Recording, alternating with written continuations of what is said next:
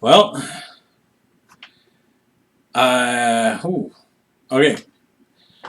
I am the Eternian King, and I thought that I would do another video. I've done a little bit of preparing, and I've got some thoughts in my head about how to do this. But I want to make a video that basically presents the argument that Hollywood has gone completely in the toilet, and it's mostly the fault of Hillary Clinton and the 2015 year of the absolute drop in anything you might have ever called quality, organic Hollywood movie making. It happened in 2015, by my estimates, and this was leading up to the 2016 elections. And I think that if you see all the evidence, which I want to present, that you will be convinced that Hollywood has gone right off the deep end, and it'll be a long time before things turn around. Because I assume a lot of people have been put in place to try and keep things the way that they're supposed to be. And mind you, there's been controllers in Hollywood for a long time, and there's different ways of breaking it down. There are people with agendas in the media, and you could look at propaganda, which is often about the military, and you can look at social programming and conditioning, which tends to have to do with demographics, which are getting pretty important these days. And I want to go through some movies. I'm going to lay out a whole bunch of movies. Hopefully I can get through it quickly. Probably not. But I'm going to try and explain to you what happened to Hollywood, or as I call it, hellyweird. The Hollywood refers to wood that was used to make like witches' sticks or something like that. Anyways, there's a lot of symbolism going on in Hollywood. I won't dwell on symbolism. And there's a couple things I'll try and avoid. I'll try and avoid talking about climate change, which is a complete hoax, just like the ozone layer was a complete hoax. But I'm going to go through a whole bunch of movies, and I'm going to focus on the Marvel movies and Star Wars and things that people tend to recognize because they think it's really important. And I think those movies could have been really, really amazing if they hadn't had agendas pushed into them. So anyways, I've got some stuff prepared, and I'm going to go through it. I'd like to mention that if you go back to the 80s, there was war propaganda going on. And back in the 80s, there were movies like The Hunt for the Red October, Top Gun, Navy SEALs with Charlie Sheen, Firefox with Clint Eastwood, and Airwolf, and movies like that. And those movies in the 80s were about rock and roll, man. And they were also about solidifying the confidence and the dominance of the U.S. military as a baseline standard. They were also meant to hopefully encourage recruitment into the Army.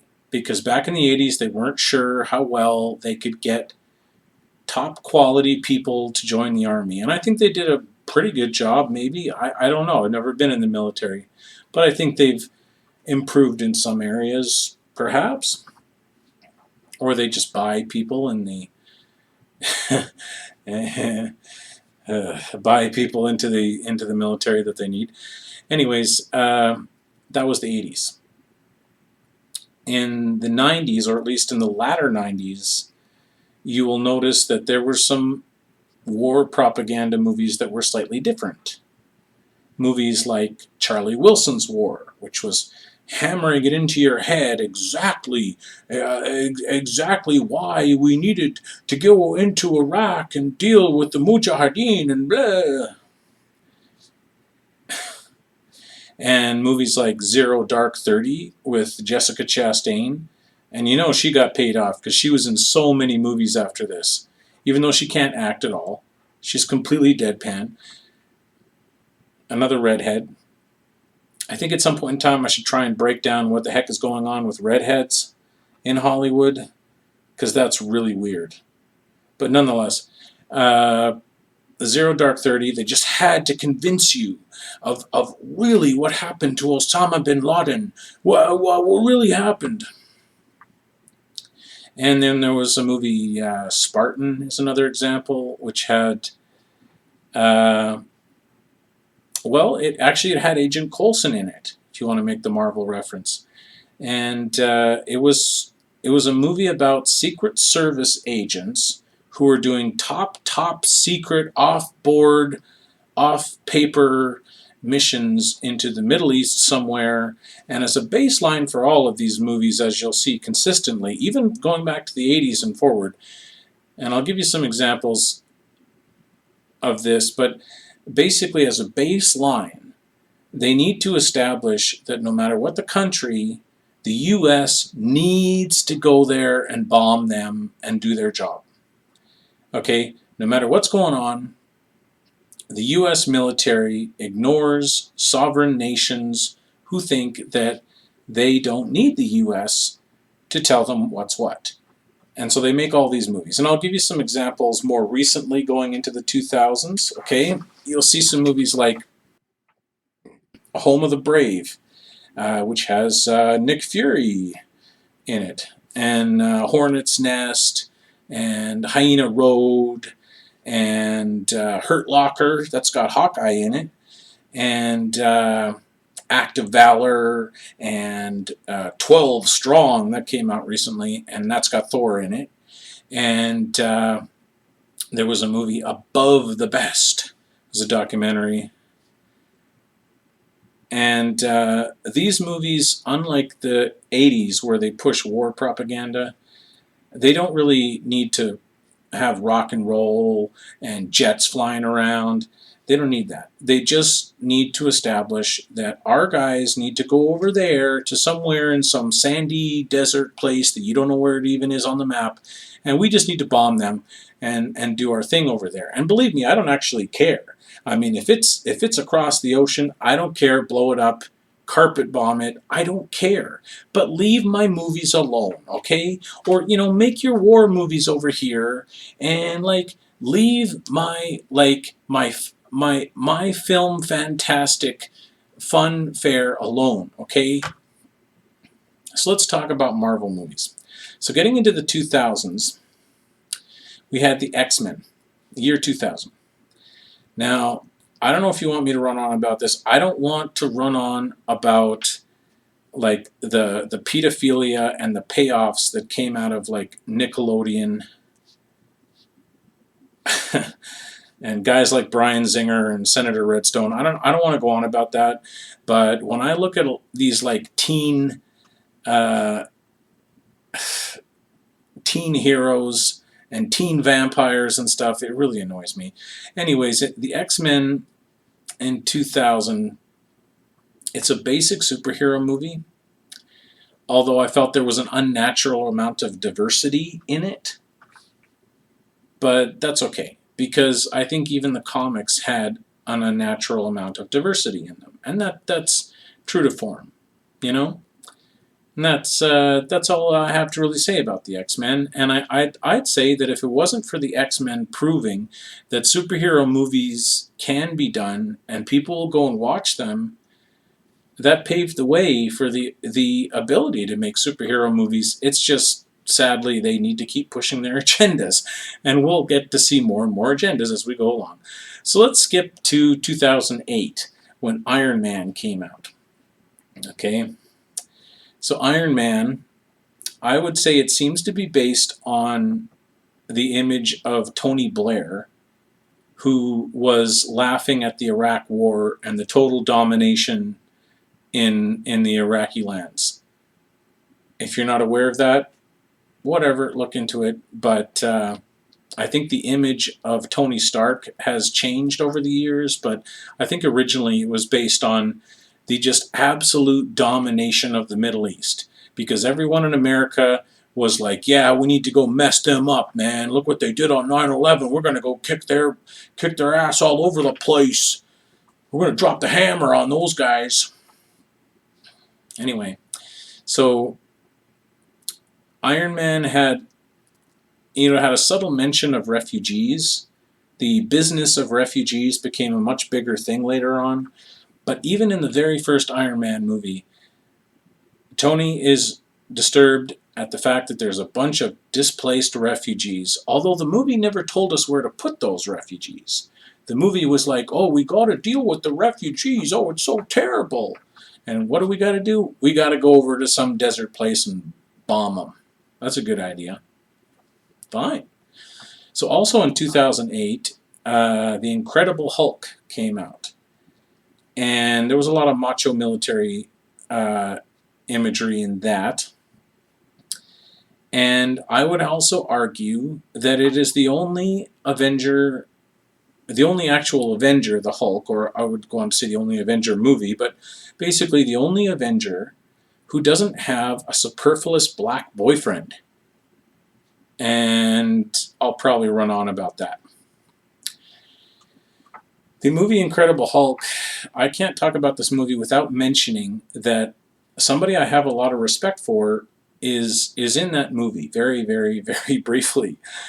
There's a helicopter pilot near the end of the movie, and it is Captain John Atkin.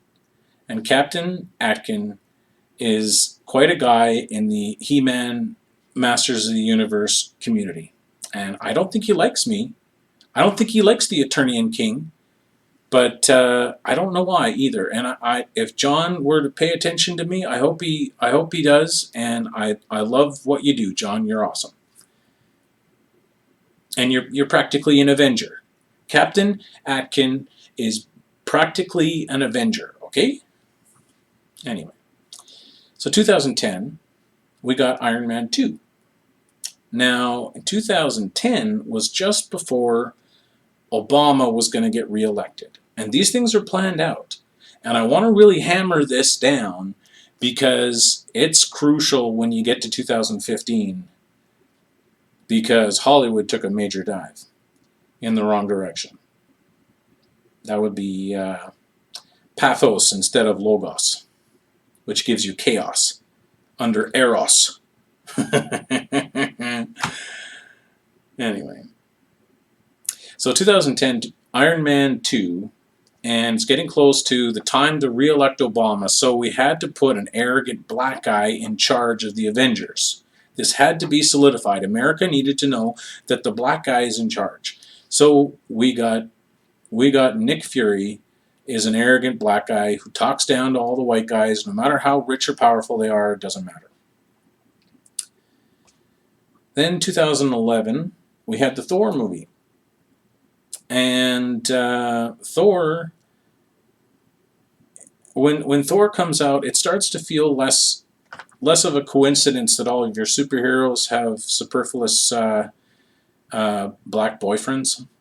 It becomes a little weird to me that in the land of Norse gods, which is very, very loosely based on Norse mythology, but in in the land of the Norse gods, okay, the Eye of Odin,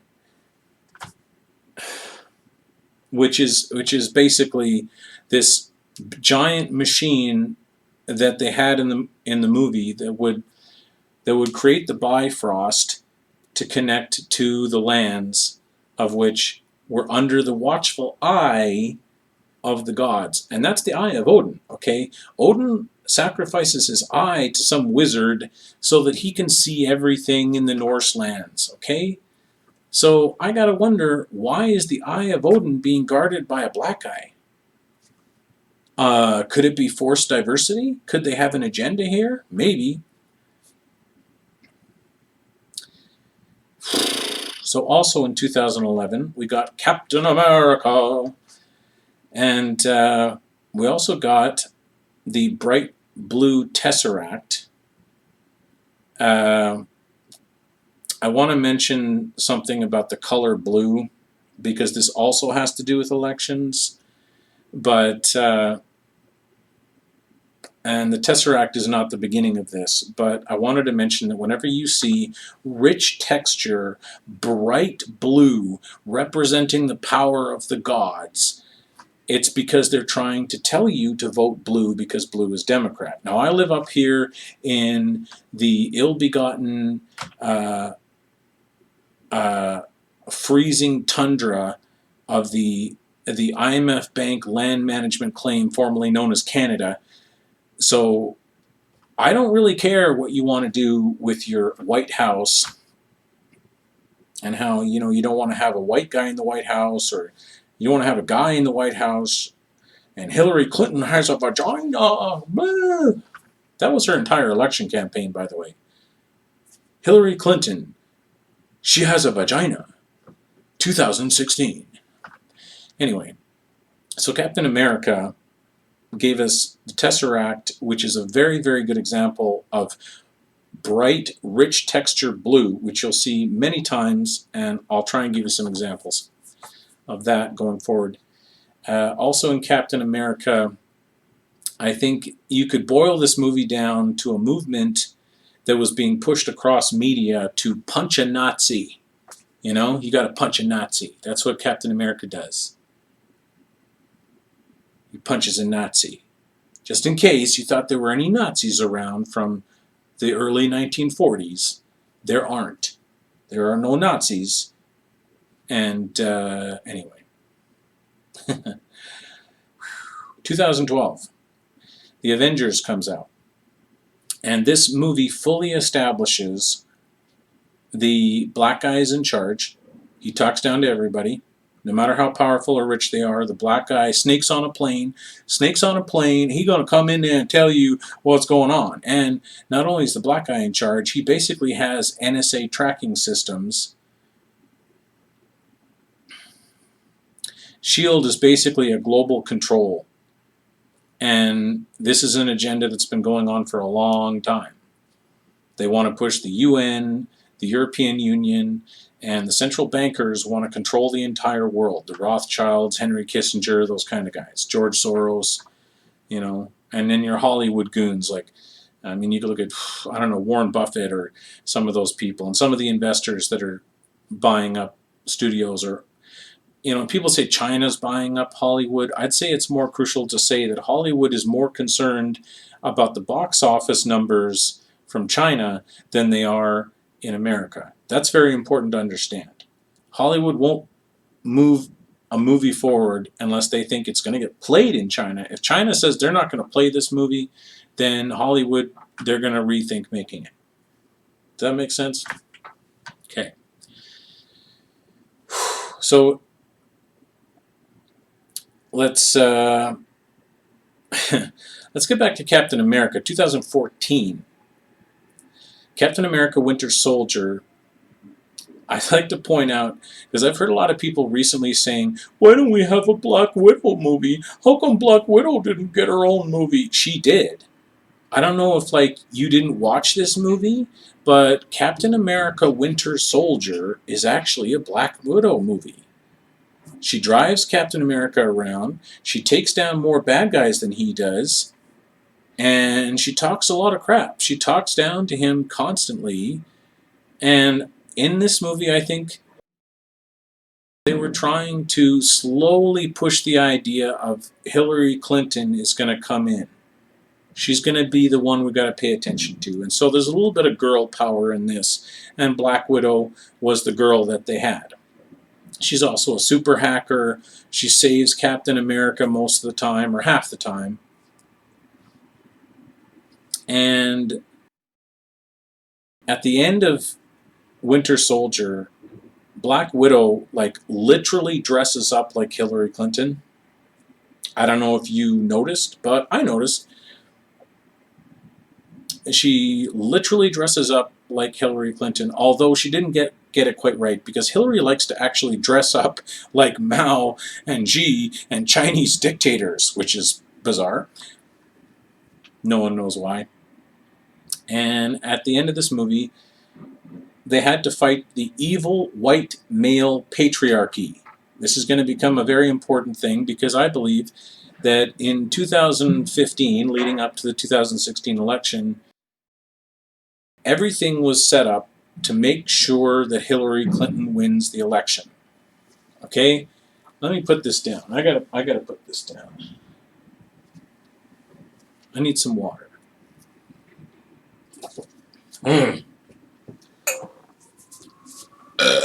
I got my sword.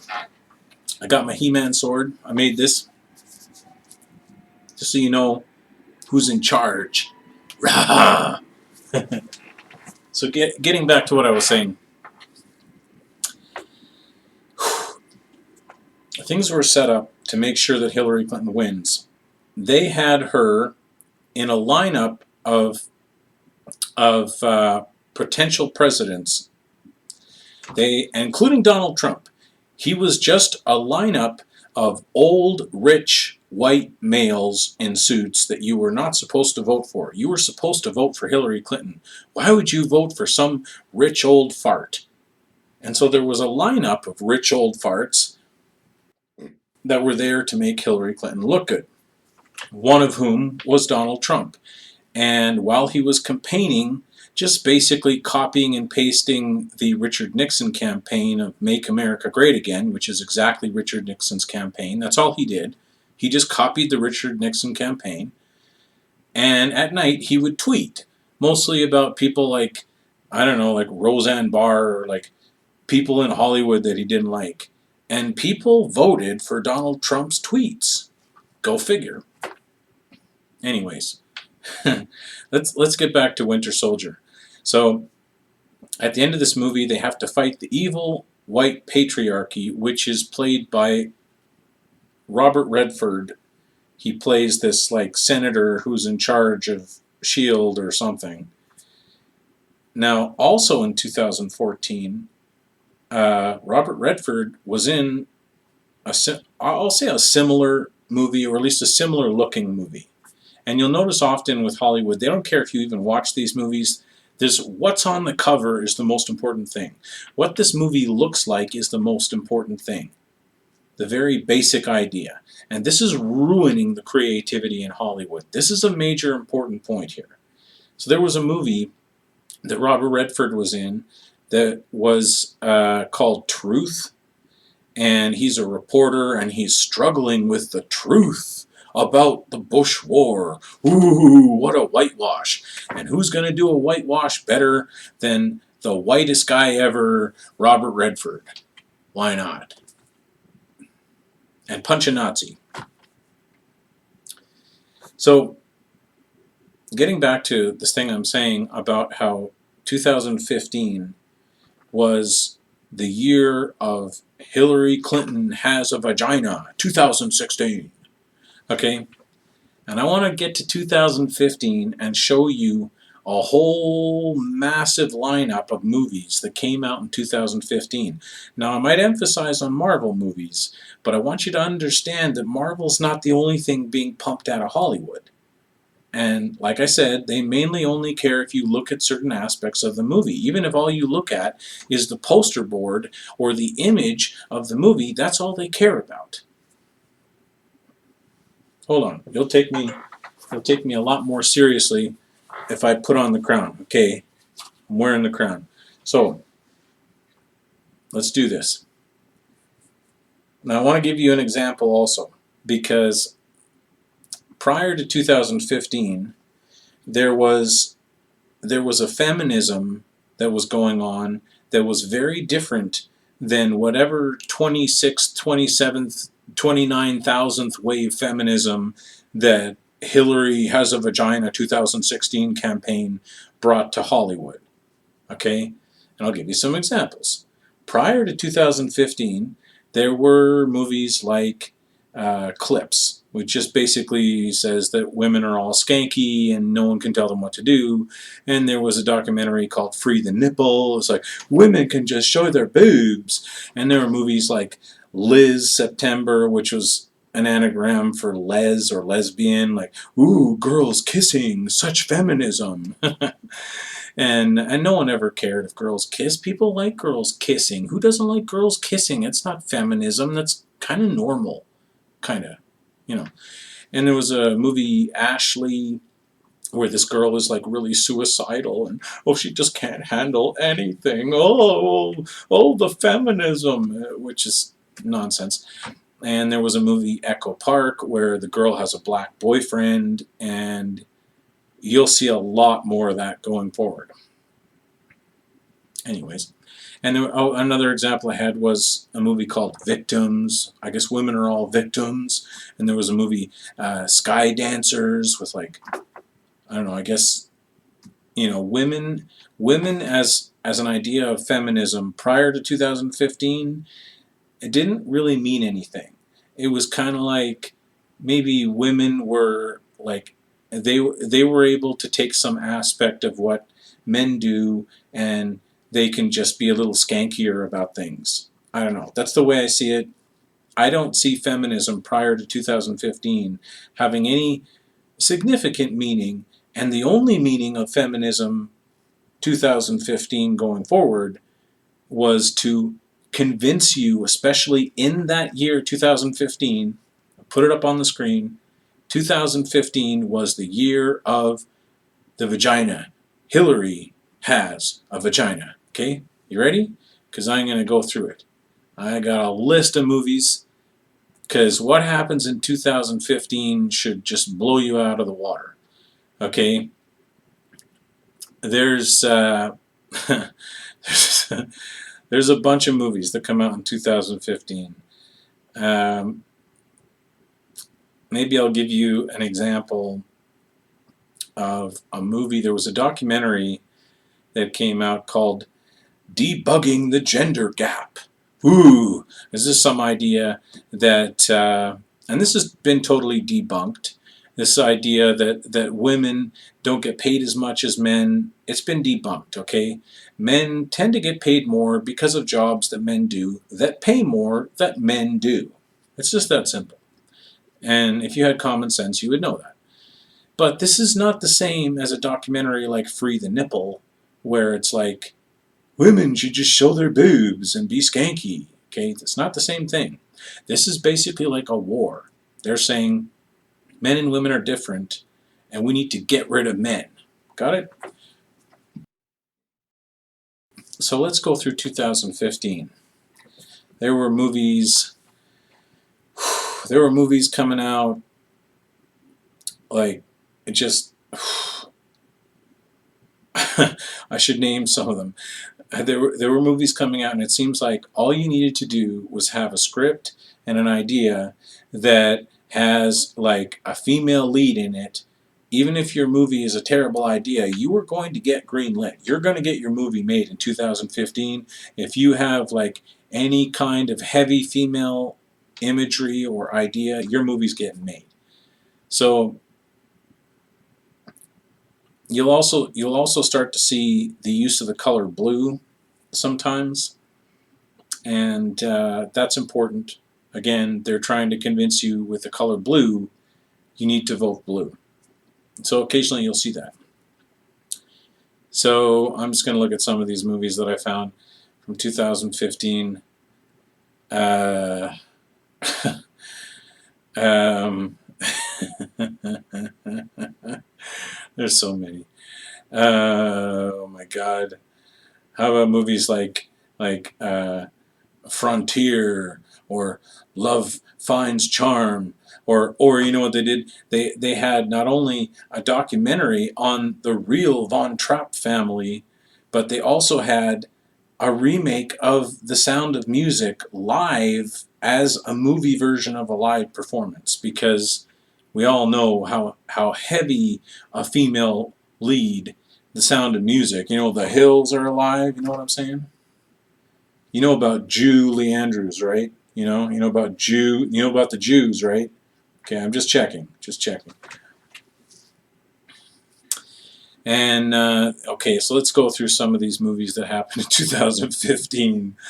Like, uh, there's so many. There's like, oh my God. There's so many of these movies that it just like every movie is just the female is the lead, you know. And you'll see the use of bright blue.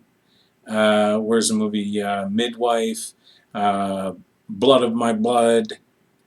Okay, there's a bunch of movies that came out in 2015 that I'm just shaking. I'm shaking my head.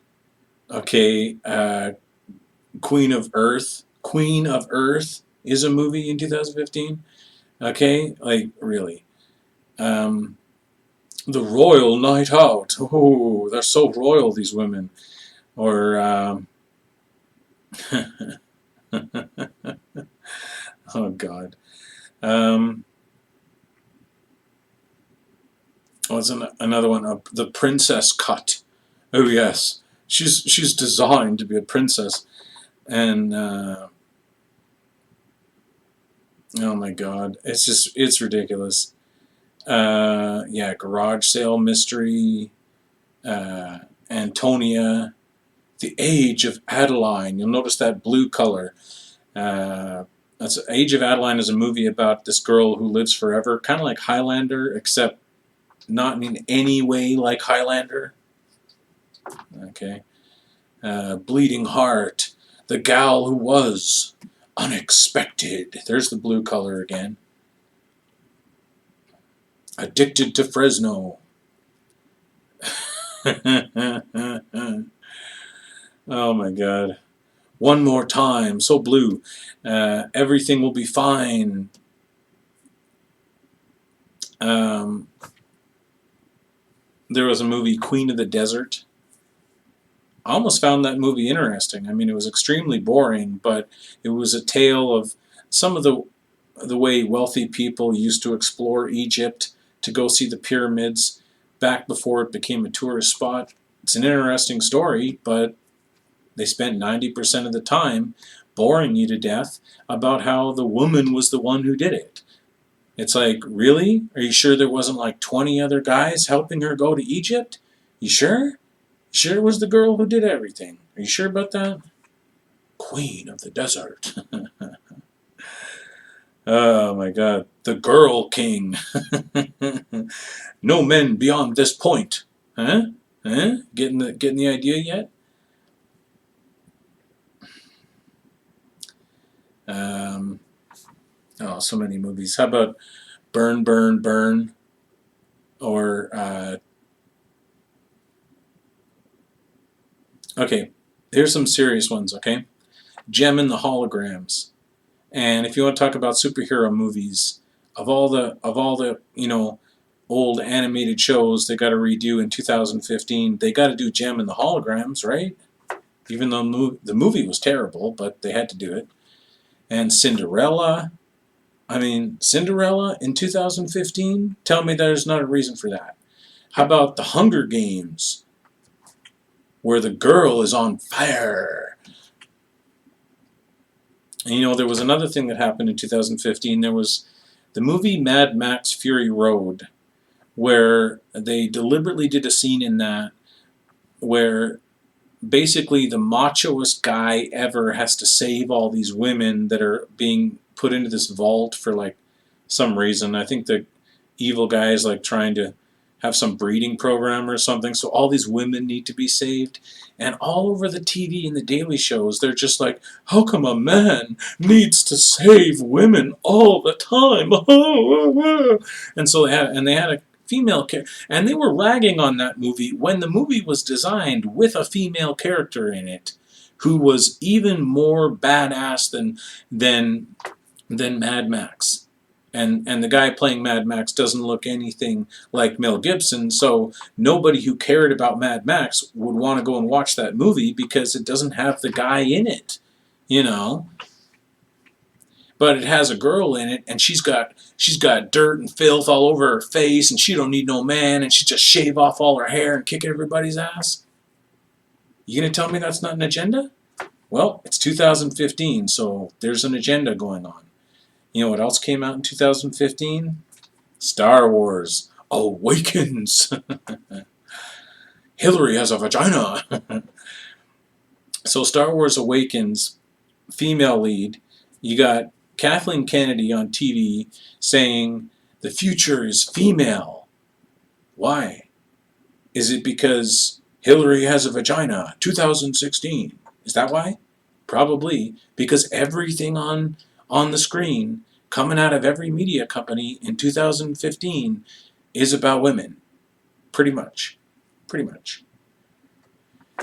In Star Wars Force Awakens, you also have the inclusion of, like I say, a certain force diversity or an unlikely amount of diversity. So you got a black guy in there. You know, it's just like you have to have a black guy in there. Everybody has to have a black boyfriend. Everybody. This is standard now. All movies. And it's weird because they're not trying to put a black guy into the White House. They already did that. And one of the last acts of Obama leaving office was to reinforce the idea that everybody has a black boyfriend. Anyway, also in Star Wars, the Empire is basically a bunch of white Nazis. You got to punch a Nazi, right? We know this. Even though there are no Nazis around, but we got to do that. And I'll give you another example. This came out in 2015, a movie called Room, with the most spamtaculous female actress you've ever seen in your whole life, Brie Larson. Don't know if you want me to run on about Brie Larson. I probably will eventually, but that's what you get in 2015. You get a whole whack of movies that are just women. And you know what? I wanted to devote some time to horror because I actually didn't want to touch horror movies because I tend to find that horror movies fit into a unique category where they're appealing to the most brain deficient pain, that pain center of the brain that some people who live with like long-term pain, people who identify with horror, and I can't stand horror movies, especially because these days they're all gore movies. They're not horror movies. They're just gory. But in the context of every movie in 2015 is about women, take a good look at how many horror movies in 2015 are about women and have a women-centered, female-centered idea in them. Like, a lot. And there are people who have these theories that Hilary is some kind of demon witch, and she kills people. And I've done a lot of security work, and it really annoys me that I've heard about her security getting killed because they helped her like destroy cell phones and destroy hard drives, which is things that if you're in the security world and your client wants you to help them destroy hard drives and cell phones and take hammers and smash cell phones, you get the hell out of there. Okay? Anyways, let's talk about 2015 horror genre. And then I won't talk about horror anymore because it's gore and it's nasty and it's traumatizing. But let's look at some of the horror movies in 2015. Because Hilary has a nasty vagina. So 2015, what have we got? Hashtag horror, Dark Summer, The Exorcism of Molly Hartley, Regression. Oh, here's one. How about Poltergeist? I don't know if you want me to, and there was also a movie, American Poltergeist. I don't know if you want me to go on about Poltergeist, but there's some very odd things going on with the original Poltergeist and the girl in that movie who got killed, and it looks like she got severely raped and killed. I don't know if you want to look into the original Poltergeist and why people are trying to knock on the door of Steven Spielberg and like, hey Spielberg, what happened to that little girl in your movie that you produced? And Spielberg's like, yeah, I don't know. Yeah. Go ahead and look into that one.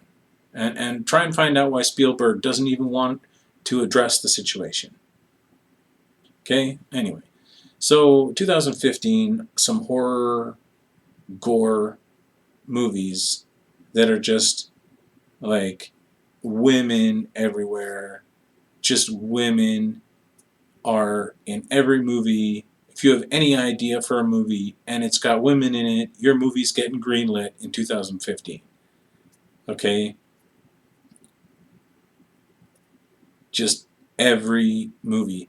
I'll list some of these off. Proof of the Devil, Fear of the Darkness, Agoraphobia, Ballet of Blood, Scream at the Devil, Wandering Rose, Don't Speak, The Binding, and how about vampires, or vampires? The vampires originally in Dracula were these women that were fed the baby to feast on the blood of babies and the fear of the young, and the adrenochrome, and the feeding on the fears of people. Anyway, 2015, man.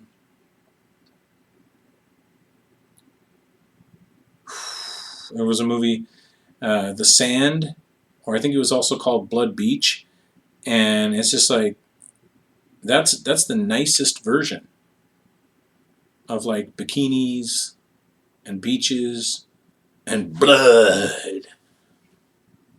And you know, that's kind of what horror movies used to be. They used to be an organic attempt to tell a story in any genre. And there were agendas being pushed in movies. This has been going on. But in 2015, the agenda is over the top. And in case you think that it just applies to women, you know, women are in charge, women do everything, let's look at 2015 and let's look at guys in movies in 2015. Okay? So there's a movie, Gary the Gay Flight Attendant. His name is Gay, and he's gay. He's a white gay guy. Yeah. He wishes he was a girl. There's a movie, Date with Misfortune, where the girl is magical and the guy has no job. There's a movie, Sparks and Embers, where the guy has 45 minutes to convince this girl that she should care about him. Like, and that's all you get. You get 45 minutes, okay? And there was a movie called Results, where there's an arrogant rich girl in that. And, you know, just women are in charge and guys are useless. And there was a movie, Just the Way You Are. Another strong girl, she doubts her marriage. She's like, oh, why am I married to one of these white males? Evil. They're so bad. It's the patriarchy. Get rid of it. You know, there was a movie called Bound, which was basically 50 Shades of Grey, but the girl is the one who's the tough in charge one. She's the 50 Shades of whatever. And there was a movie called Wannabe. So I guess the guy's a wannabe. He's not really. He just wants to be, right? Yeah. And you'll notice the red color in this. You'll notice that red is always dull. Okay? There's a movie, Lady Chatterley's Lover, where the man is impotent.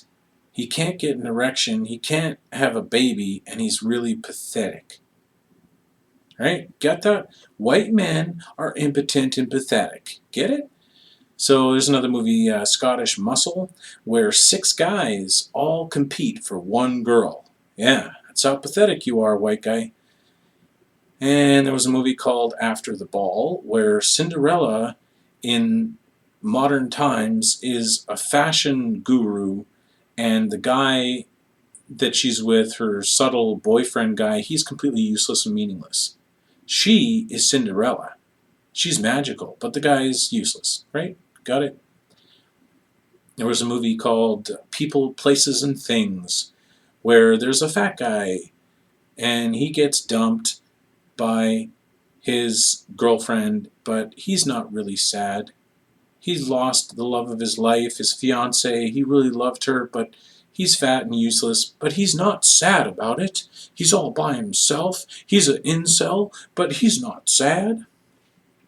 There was a movie called Tenured, where another fat guy, he gets he gets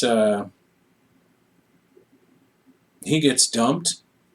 You know, there was a movie, Ben and Ara. White guy is the white guy is with a black Islamic girl, so he's really amazing. This is the thing that you're supposed to do if you're a white guy, and you'll see a lot more of that going forward. There's a movie called D Train, which I think is supposed to pass as a comedy, where like the coolest white guys in school are actually not cool at all. Because white guys, you're not cool. Get it? And there was a movie, Ted 2, which was totally degenerate, white misogyny, in your face, white males are total misogynists. You understand. There was a movie called Solace with Anthony Odin Hopkins. And you'll see the red here. Red is evil. Red is bland. Red is blood. Red is simple. Blue is rich and powerful. Got it? And there's a movie called The Last Witch Hunter, which seems to be rather divisive. It's, men hunting women. Okay, witches are women and the men are hunting them. So again, you see this division going on.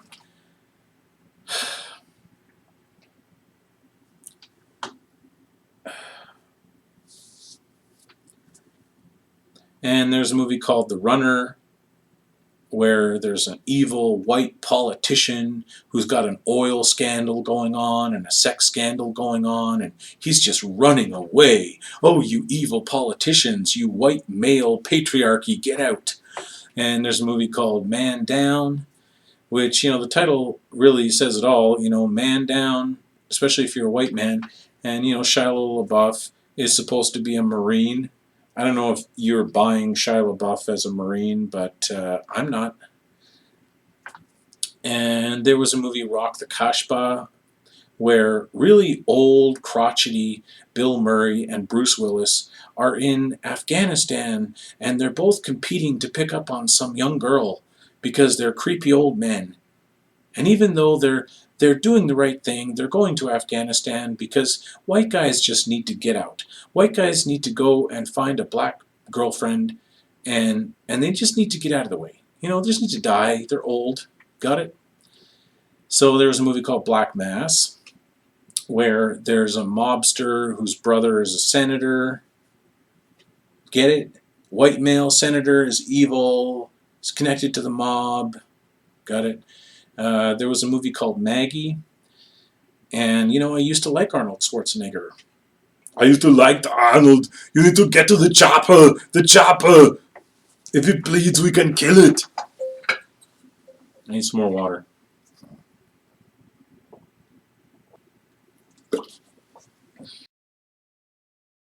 So, Arnold in Maggie, the whole movie was about demonizing gun owners, and you'll see a lot more of that going forward. So in the movie Maggie, it's just basically about a guy who gets really angry, and he tries to find out who's responsible, and he gets a gun, and he hides a gun in his coat, and he tries to go kill the guy who's responsible, and it just demonizes gun owners. Got it? There was also a movie called Shark Lake, and as much as I like Arnold Schwarzenegger, I really like Dolph Lundgren. I find that Dolph has had an amazing career. I'm surprised he's been in so many movies. I enjoy watching him. But Shark Lake is got to be the worst movie that Dolph Lundgren has ever made. And again, it's just really sad and pathetic. The woman from the FBI is the one who saves everybody. Dolph is just a pathetic old white guy who's got bad gun issues. Like, he just throws his gun in the back of his truck. He doesn't follow any rules. He probably shouldn't own a gun. Again, it's about demonizing guns. And you'll see more of that going forward, too. Because Hillary Clinton not only has a vagina, she said that when she gets elected, she's going to take Mr. and Mrs. America's guns away. Get ready for that. And there was a movie called Revenant. Again, nobody's registering their guns. I gotta say, I really liked the Revenant because kind of the opposite to like seeing some of my favorite actors just playing dirty old men in movies. I hate Leonardo DiCaprio. And I mentioned earlier the Nickelodeon payoffs with all the pedophiles that were creeping around at Nickelodeon. Leonardo DiCaprio could probably give you intimate details about the pedophilia at Nickelodeon. But in this movie, Revenant, I'm voting for the bear. The bear, man, he was on my team. Anyway, so there was a movie called Bridge of Spies. Ooh, Tom Hanks. Don't mess with America. Bridge of Spies is a movie that is about basically, it's just about America's awesome, but it kind of gives you that old world perspective of white guys are doing dirty work and they're spying on each other, and that's the old patriarchy. We got to get rid of that, and we got to get a vagina. We got to get Hilary because she has a vagina. Got it?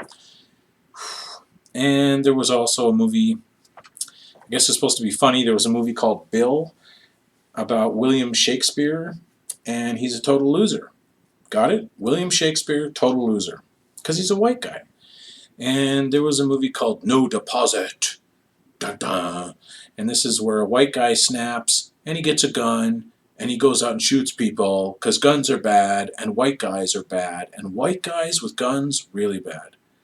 And then there was a movie called The Burden of My Company, where the white male is pathetic, he has a life crisis, move along. There was a movie called Best of Enemies. The red is bad, liberal and conservative. Politicians, Best of Enemies almost plays out like a historical documentary. It's about like these white male politicians in some bygone era arguing with each other over pointless nonsense. That's the old white male patriarchy. We need to get a female in charge because white guys are bad. And you'll notice the red. The red is always bland. Blue is always rich and powerful. Got it? Whew. So then there was a movie called Alien Reptilian Legacy. Now, this is like David Icke finally gets his chance to be in the spotlight. Okay? And I have a lot of respect for David Icke. And I used to have a lot of respect, I guess I still do, but I have a lot of respect for the Flat Earth people, because the original thing with the Flat Earth people was really simple. The government lies, NASA lies, the academics and the chevaliers lie, everyone on TV lies. Therefore, quid pro quo, if they tell you the Earth is round, the Earth must be flat. And take a look at that UN flag with the flat Earth on it, because they're telling you that's what the flat Earth is, because they're telling you that you need to look at the UN and the European Union and the Rothschilds and the central bankers and the people who are really in charge. Anyways, David Icke gets his time in the spotlight mainly because they're trying to say that old white males are crazy, they're into conspiracies, they think that the elite are a bunch of reptilians from the moon, and the moon is a space station, and, it doesn't help critical thinking. Because David Icke did the same thing that a lot of critical thinkers did. He looked at what was going on with the bloodlines of the elite and how they prey on people like lizard vampires, and he just breaks it all down. And if you listen to David Icke, you'll really think he knows what he's talking about. But they're trying to demonize white males and conspiracy theorists. That's been going on for a while. And there was also a movie called The Martian. And this one's got Matt Damon. It's got Matt Damon in it. And you know what Matt Damon does? Aside from NASA propaganda, and everything that NASA says is a lie. They faked the moon landing. It's all fake. NASA does nothing but lie to you. They were considered defunct about 15 years ago. They were brought into a federal hearing, a private hearing, and then they were let go so they could talk about climate change. Climate change, no. And you got to be. I'm not gonna go to climate change. I'm not gonna do it. So in The Martian, do you know what Matt Damon does? Because he's a loner. He's a lone white guy all alone by himself on Mars, which is what the feminists want white males to do. They want you to go away. They want you to go to Mars and eat your poop, which is what Matt Damon does in this movie. Matt Damon, and he eats his poop. So this is white males are lonely white guys who eat their poop. Got it? Because that's what 2015 is all about.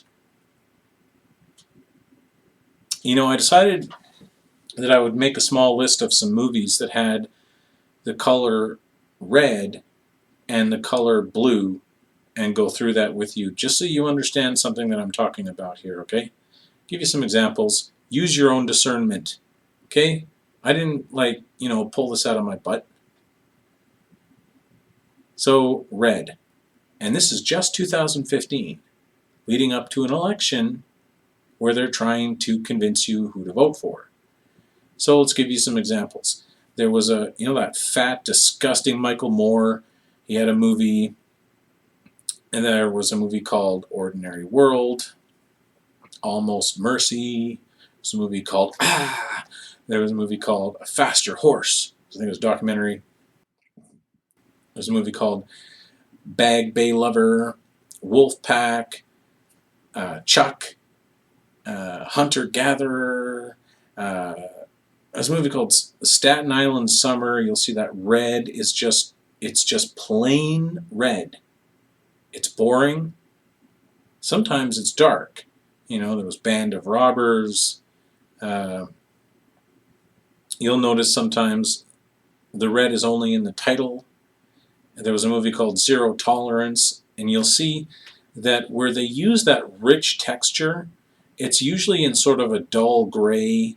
Like, gray is very dull, okay? Gray, dull, dark textures, and the red is just red. It's boring. There was one called 11th Victim, same thing. The red is boring. Dead Girls, Child of a Leader. You'll see both red and blue in context here. And Trespass Against Us was another one I had. Those are examples of red. Red is dull, pointless. Sometimes it's meant to be very evil. Okay? And then blue. Okay, I found a few examples. There's a movie called Powder Room. That's also an example of a girl-heavy movie. Blue, you'll really see it. There was a movie called Pod, which is about aliens. And again, this is because they want to put down white males are just a bunch of potheads who believe in aliens and reptiles and they're stupid. But you'll notice the rich textured blue. There was a movie called Synchronicity. There was a movie called Momentum. You'll see the blue and the red here. A movie called Infinity. You see that sharp, powerful blue? There's a movie called Starleaf. Again, they think you're a pothead. They think you believe in aliens. You're stupid. There was a movie about Stephen Hawking, who was a bit of a pervert. He was on the Epstein airplane to go out to Pedo Island in the Caribbean. Our completely useless Rainbow Socks Trudeau Prime Minister, he likes to fly to the Caribbean too. He doesn't like to answer questions in Parliament. Anyways, so there was a movie called Einstein, the God Molecule. Some people have pointed out that E equals MC squared. It's like Einstein married his second cousin. It's okay. The use of blue. There was a movie called Sinbad and the Furies. Now, you'll just see this sort of rich textured blue there. Another example, Krampus. I don't know who watches this crappy movies, but whatever. It was Victor Frankenstein, and good luck doing better than Mary Shelley's Frankenstein with uh, with Kenneth Branagh, who's awesome. Anyway, the use of blue. There was a movie called September Runs Red. Except this isn't an example of red, is it? No. And there was a movie called A Beautiful Planet, where, again, they're promoting NASA, so amazing, even though it's like, where are the stars, NASA? What happened to the stars? It's like, sometimes NASA puts stars, and sometimes there's no stars. Ooh, what's going on, NASA? That's because all the images that NASA shows you are fake. They take a round sphere in a digital colada and they put a texture wrap on it and they make it shiny with a digital light and they recreate a planet in the computer. Anyway, the use of blue. There was actually a movie called Blue in 2015, and there was a movie called Eden, so that you can see the difference. Blue is powerful, it's rich, it's dynamic, it's the Tesseract, it's the power of the gods, and red is just evil. You don't want red. Red's bad, right?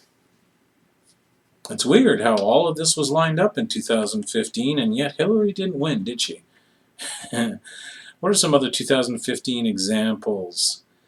Okay, so in 2015, there was a couple examples of something I'd like to touch on, which is what I call DARPA porn. Okay, there was a movie called Ex Machina, which if you break the word apart, it says Machina. Yeah, Machina.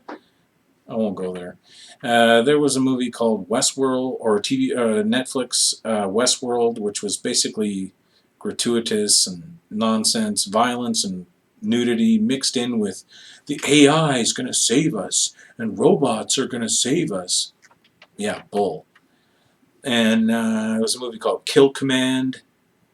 This is quite a you know a useless, stupid movie, but again, you see the use of blue. And Jupiter Ascending. Like, please tell me you didn't pay money to watch this. Yeah, everybody's got a chip in the back of their brain. We're living on Jupiter. The AI is running everything. We all got biometrics, and we've all got like digital enhancements. Nonsense. And there was also a movie in 2015 called Tomorrowland, where there's a completely invisible holographic shielded city full of advancements and super scientists. Okay. So that's examples of DARPA porn. I find these things nonsense. It's really just because there's a bunch of people in tech companies who would like to be known for a discovery that hasn't necessarily happened yet. It's kind of like the Bill Gates syndrome. Okay? Bill Gates had probably 26 or so people who were programmers working for him at Microsoft, and yet he gets all the credit for creating Windows, even though he bought the program BASIC from this guy for $50,000, but everybody credits Bill Gates, right?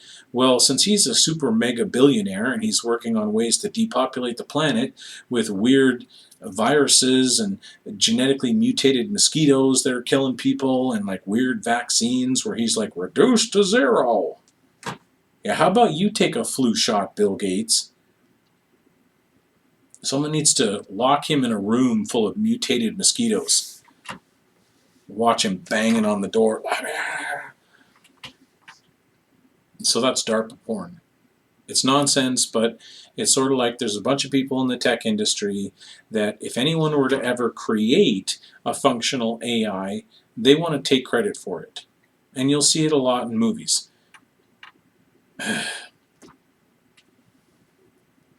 You'll see it a lot in movies. Like, okay, let's talk about Ultron. So this is an Avengers movie. 2015. This is a very celebrational looking movie. And you might think, oh, there's no girl power stuff going on in this. This movie isn't about getting Hillary elected. No, this is just a superhero movie. There's no DARPA porn in a movie about AI where the one AI is better than the other AI. Oh no, that's no DARPA porn. That's not. That's not like no. The woman, again, this is the same woman who dresses up like Hillary Clinton. She's the only one who can stop the Hulk. She just goes up to him and she's just like taps him. And mind you, she can talk to him too, even though up until this point, no one's been able to control the Hulk. He just gets mad and smashes everything. And here's this woman comes along and she just taps his hand and he's done. Right? Because she's a woman. And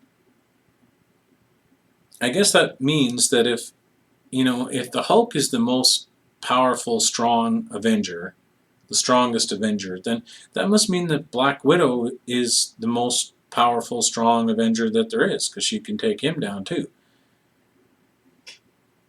Anyway, there's other things in Ultron that I would focus on. There's a couple of young super punks, and you'll start to see a number of movies where they seem to be promoting the idea of Antifa and getting young people angry, and a really false sense of anarchy that they push on young people now. And a lot of it's funded. Like George Soros is funding this stuff, like Extinction Rebellion, which is complete nonsense, and the climate change, complete nonsense. But they like to make young people confused, because only confused people would vote for Hillary Clinton, just so you know. Anyway, so there's some young super punks in this. And also, very important aspect of Ultron is saving the refugees. Now, like I said, Iron Man, he had to deal with some refugees, but he didn't know where to put them. He didn't try and rescue them. He just went to that, desert place and blew stuff up. But now we're starting to see that these grateful or ungrateful refugees, these Sarkovian refugees, we need to go and save them. In fact, half the movie is about making sure that they save, and they talk about we need to save these people over here or these people over here. The people on the platform that's being raised up or the people that are on the ground. Do we save these people over here or these people over here? They're putting this idea in your head, and you'll see it later on with the whole gauntlet with Thanos. I'll get to that. Okay? Nonetheless, there was another thing that happened in Ultron that I thought I would point out. I found it interesting, but there's a scene where Tony takes the the Hulkbuster Mega Iron Man suit thing, and he grabs the Hulk and he carries him above this tower, and he drops the Hulk on this tower and shoots some missiles at it, and he does this in order to sort of pacify the Hulk, to knock him out, put him to sleep so that he'll turn back into Banner again. But what I found interesting about that was that you can see the inner layers of the I-beams in this building, and how shooting it with missiles at the top of the tower makes it pancake down to the bottom, which is exactly what they told you happened to the 9/11 towers. A fire on the top floor made all the I-beams pancake down to the bottom. Yeah, gotta have Hollywood tell you how that works. You crash into the top of a tower, it goes boom, boom, boom, boom, boom, boom, boom, just like it's being demolished with explosives. Right? Anyway. And also in 2015, there was a Marvel movie called Ant-Man, where we get to learn how great it is to talk to brown guys. And Ant-Man is this Jew B-list actor. He's a Jew. The Jews, yeah, the Jews.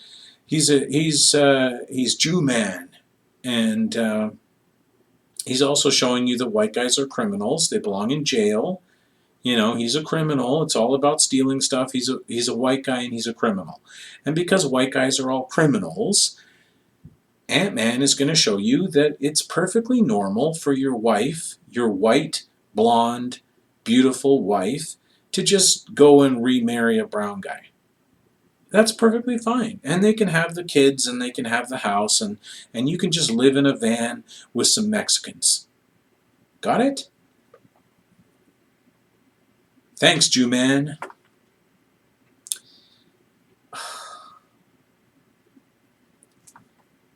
Also in 2015, the gay Rainbow Sox Trudeau got elected. All he's ever done is photo ops. He says, the current year is 2015.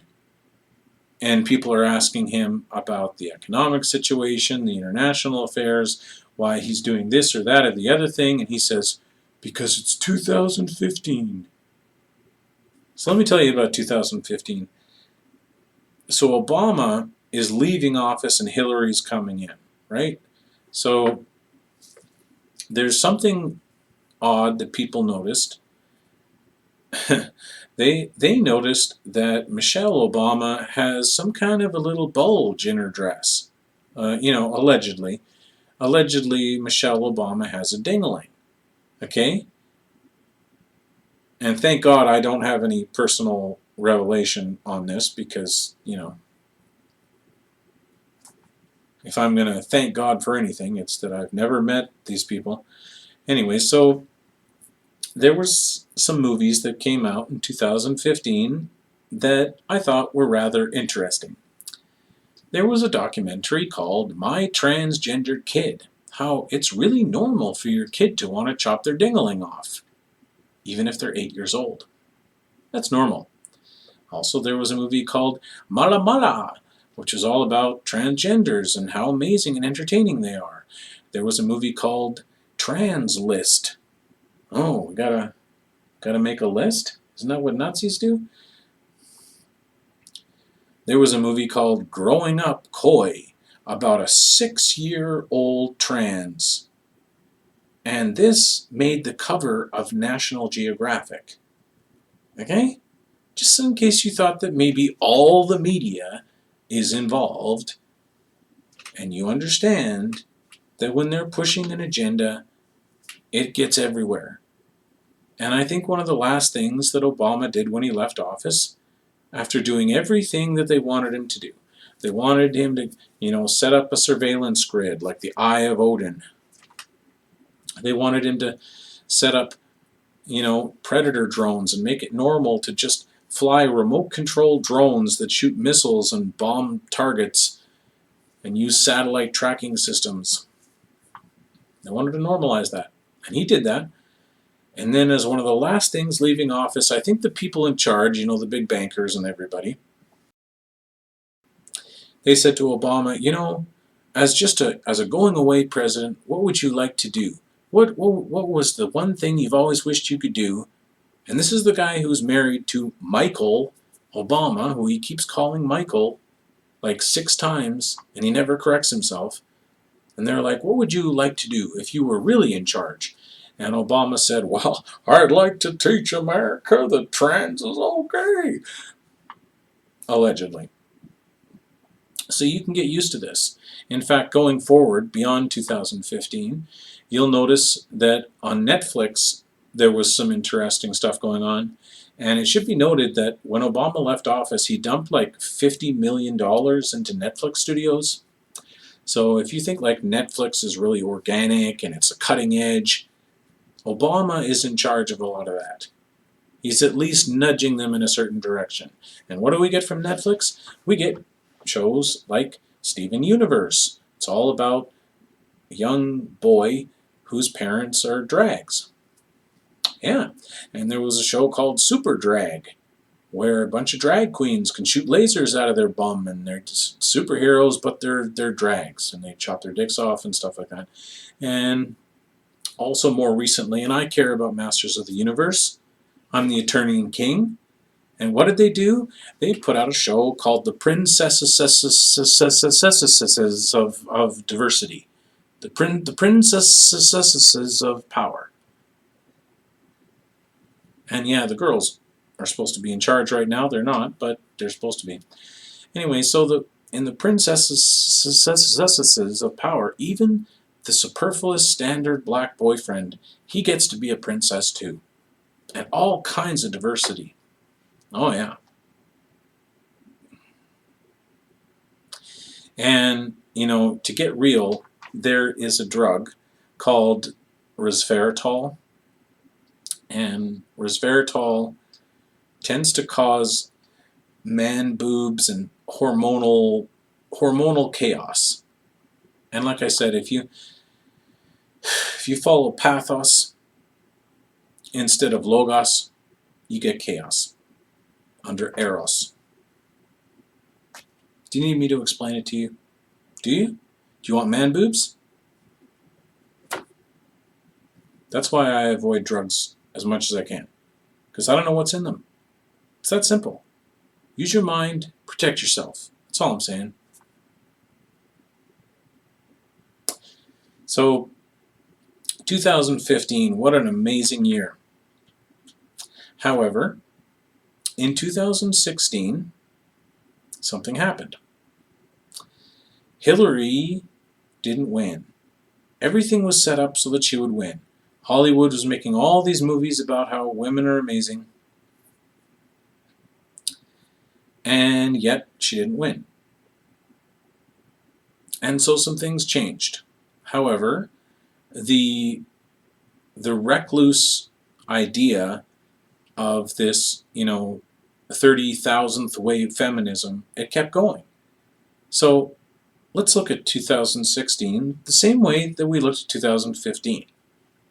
So there were some movies that were very girl heavy, like Drinksgiving, about Thanksgiving, but it's about a skanky girl who drinks and she's very proud of herself. There's a movie called Dirty 30, about how it's so much fun to be 30 and to be a skank and to be a girl. And there was a movie called She's Got a Plan. Ooh, do you think Hilary has a plan? There was a movie called Wildflower. And there was a movie called Hermina Helena. And there was a movie called Fight Alley, which was, like girls can just beat up guys that weigh twice as much as them. They just do all these flips and kicks, and they go, and these guys go flying across the room. UFC fighters that are like 250-pound guys just go bam right into the ground, and they don't get up. And there was, oh yes, I almost forgot. 2016 gave us the all-female Ghostbusters. Oh, what an award-winning phenomenon that was. Many people have thrown eggs at that movie. I don't know if I need to, but 2016, 40 billionth wave feminism, here we come. So there was a movie called Below Her Mouth, Chick Lit, Alley Cats. Again, they're sort of promoting, a mixture of like Antifa and this anarchist movement with the youth. Anne of Green Gables, I think Anne of Green Gables was supposed to come out in 2015 because they clearly, they wanted to get the stuff that old cat ladies like to watch. Like my mom used to love Anne of Green Gables. I have no idea why, but I also don't have a vagina. Okay, so then there was some movie, I Am Not Ashamed. There was a Barbie Dreamtopia.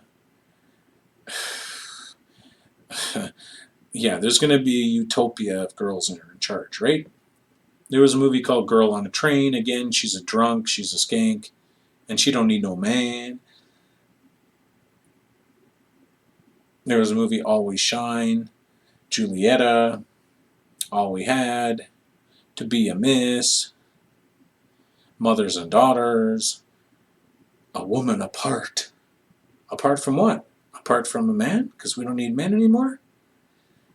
And there was a documentary called The Red Pill, which was co-opting a term that many people in the alternative media were using the term red pill from the Matrix to say that you were awake and you could see the propaganda, and you could see the agendas, so you were being red-pilled. Well, they put out a movie called Red Pill, which is about a gender war, where literally they're saying there's a gender war.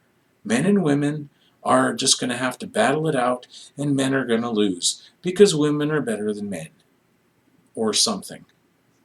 Wow. And also in 2016, again with like my old favorite actors that I've always liked, back when movies were more organic, or at least more entertaining.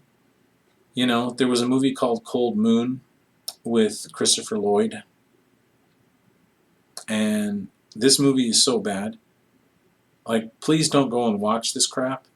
I'm not telling you about these movies like, oh, did you see this one? Don't watch this. This is crap. Like, this movie is so bad.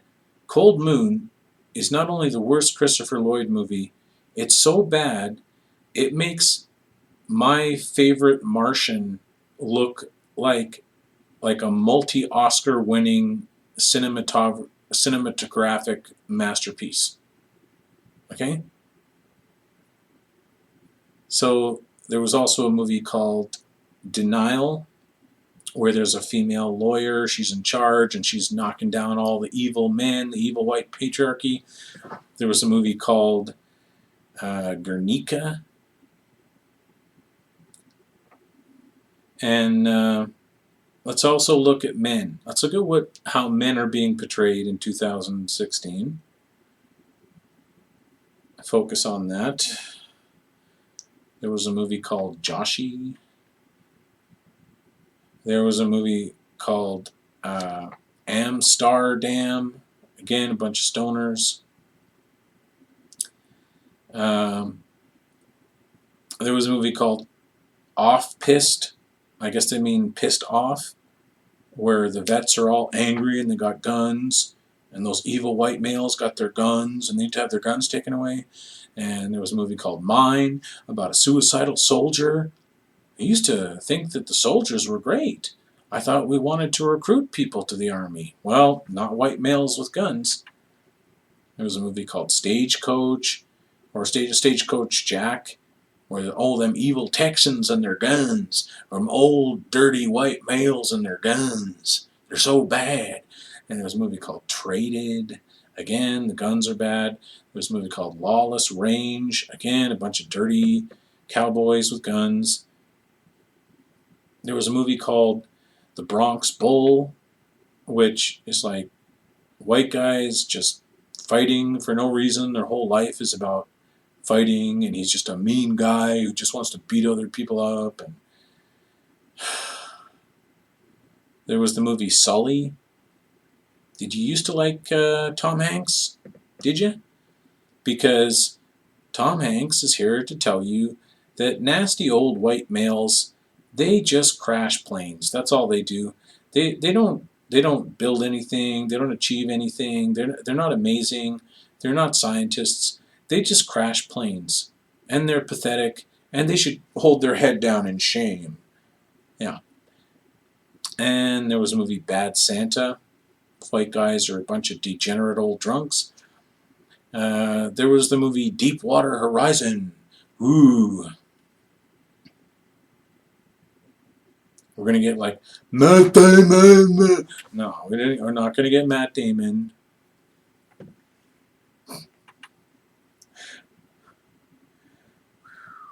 Anyways, this movie Nice Guys. Are they really nice guys? Or are they a bunch of useless, degenerate nonsense? There was a movie Accountant. Again, we get Ben Butlick in there with the guns. When they made Ben Butlick Batman, which is the worst Batman ever by any stretch of the imagination, he was also using a gun in that movie. When was the last time you saw Batman with a gun? You ever see that before? Or is it just like because now we're making all white guys look bad because they have guns, because we're making guns look bad because Hilary wants to take all the guns away? You learning it? So there was a movie called We Steal the Old Way. bunch of evil white guys in suits. There's a movie called Dog Eat Dog about the mafia because white guys are just a bunch of gangsters. And again, Batman. Batman versus Superman. So what's this movie about? Well, it's about a couple of white guys fighting each other for no particular reason, and Wonder Woman ain't having none of it. The white guys are just fighting each other because they're stupid, and the woman is just like, I do everything. I'm going to fight that monster all by myself. I don't need no white man. And there was a movie called Jonathan about a gay, suicidal white male who's pathetic. You can't even get gay guys to sleep with him. He's just pathetic. And white guys should just kill themselves. You understand what they're telling you? So there was a movie called Cruel Summer. White guy is retarded, and everybody's just chasing him around, and he should probably just die because he's retarded. White guys are retarded. There was a documentary called Obit, which is abbreviation of obituary, probably because they think you have the brain of a 6-year-old, so they just abbreviate words, and it's the obit. And it associates a white male face with the obituary. They're telling you white guys just need to die. There's a movie called Punching Henry. This has Skanky Sarah, I can't even talk. Skanky Sarah Silverman, and it's just a bunch of people mocking a white guy. It's pathetic. So there's a movie called The Governor. The Thanos snap? No, maybe. There's a movie called Ben-Hur. Again, you have the old black guy Morgan Freeman, who's played the exact same character in every single movie he's ever been in. In this case, he's talking down to the white guy who thinks he's in charge, and the girl saves the guy on the beach, and the white guy's just pathetic. And if you thought you knew what Ben-Hur was all about, well, you can just throw that out, because now it's about the black guy and the woman. They're in charge, and the white guy's just pathetic. And don't get me started on the Turks in North Africa. I bet you think that, like, the Turkish invaders in Egypt are the brown guys who built the pyramids, right? After invading Egypt. I bet you probably think the brown guys built the pyramids. No, it's certainly not white people. You know, like that cache of 8,000 mummies with blonde hair and red hair. They didn't build the pyramids. No, probably guys like Zawi Hawass. Khufu and Khafre, builder of the Great Pyramid. I'm losing it. I'm going to get through. I have a long list. So let's get back to 2016. And again, actors you probably used to like. You know, I used to like Kevin Costner, but he's here now to tell you that white guys are all criminals. White guys, criminal. Got it? There's a movie called Exposed. Look at the blue. See that? White guys are exposed. Ooh, they're bad. It's a movie called Peter the Redemption. And again, there's an attempt to take over history of what you thought you knew. But no, this movie is about how a white guy killed Jesus, and he's just going to have to repent forever. And this, I think, really is because somewhere in 2016, given that Hilary lost the election, movies somewhere in 2016, they started to take on a different tone. Because they're trying now to not only tell you that white people are bad, now they got to tell you that you need to repent, right? You need to repent for electing Trump, right? So here's a movie. You killed Jesus. You're an evil white guy. White guys are all bad. The Romans are white guys. They killed Jesus. You just need to spend the rest of infinity repenting because you elected Trump. Don't believe me? Let's move on. What else happened in 2016? Beyond Valkyrie. Ooh, those dirty Nazis, they're everywhere. The Nazis are everywhere. Yeah. There was also a movie called Anthropoid. Guess what that's about? Yeah, killing Nazis. Yeah. Look at the red. Ooh, red. Yeah. The Nazis, they're everywhere. Punch a Nazi. There was another thing. There was Hillary Clinton on TV saying that the Russians hacked the election. Okay? So what do we get? We get a movie like Deep Web. What's it about? Hackers. We got a show that just gets pumped out on Netflix called Mr. Robot, which, I used to like Christian Slater, but he's done. Like, they are killing the career and the fame and the potential and the legacy. The legacy is maybe a better word, but if you think of anybody you've ever liked in Hollywood, they're all being portrayed as evil white males now, all of them. And there was a movie called IT. Again, it's about hackers, and it's got what's his name in it? Pierce Brosnan, who's also in a movie called Urge, which is where he plays like a high-powered drug dealer. So I guess white guys are evil drug dealers and they're hackers? I don't know.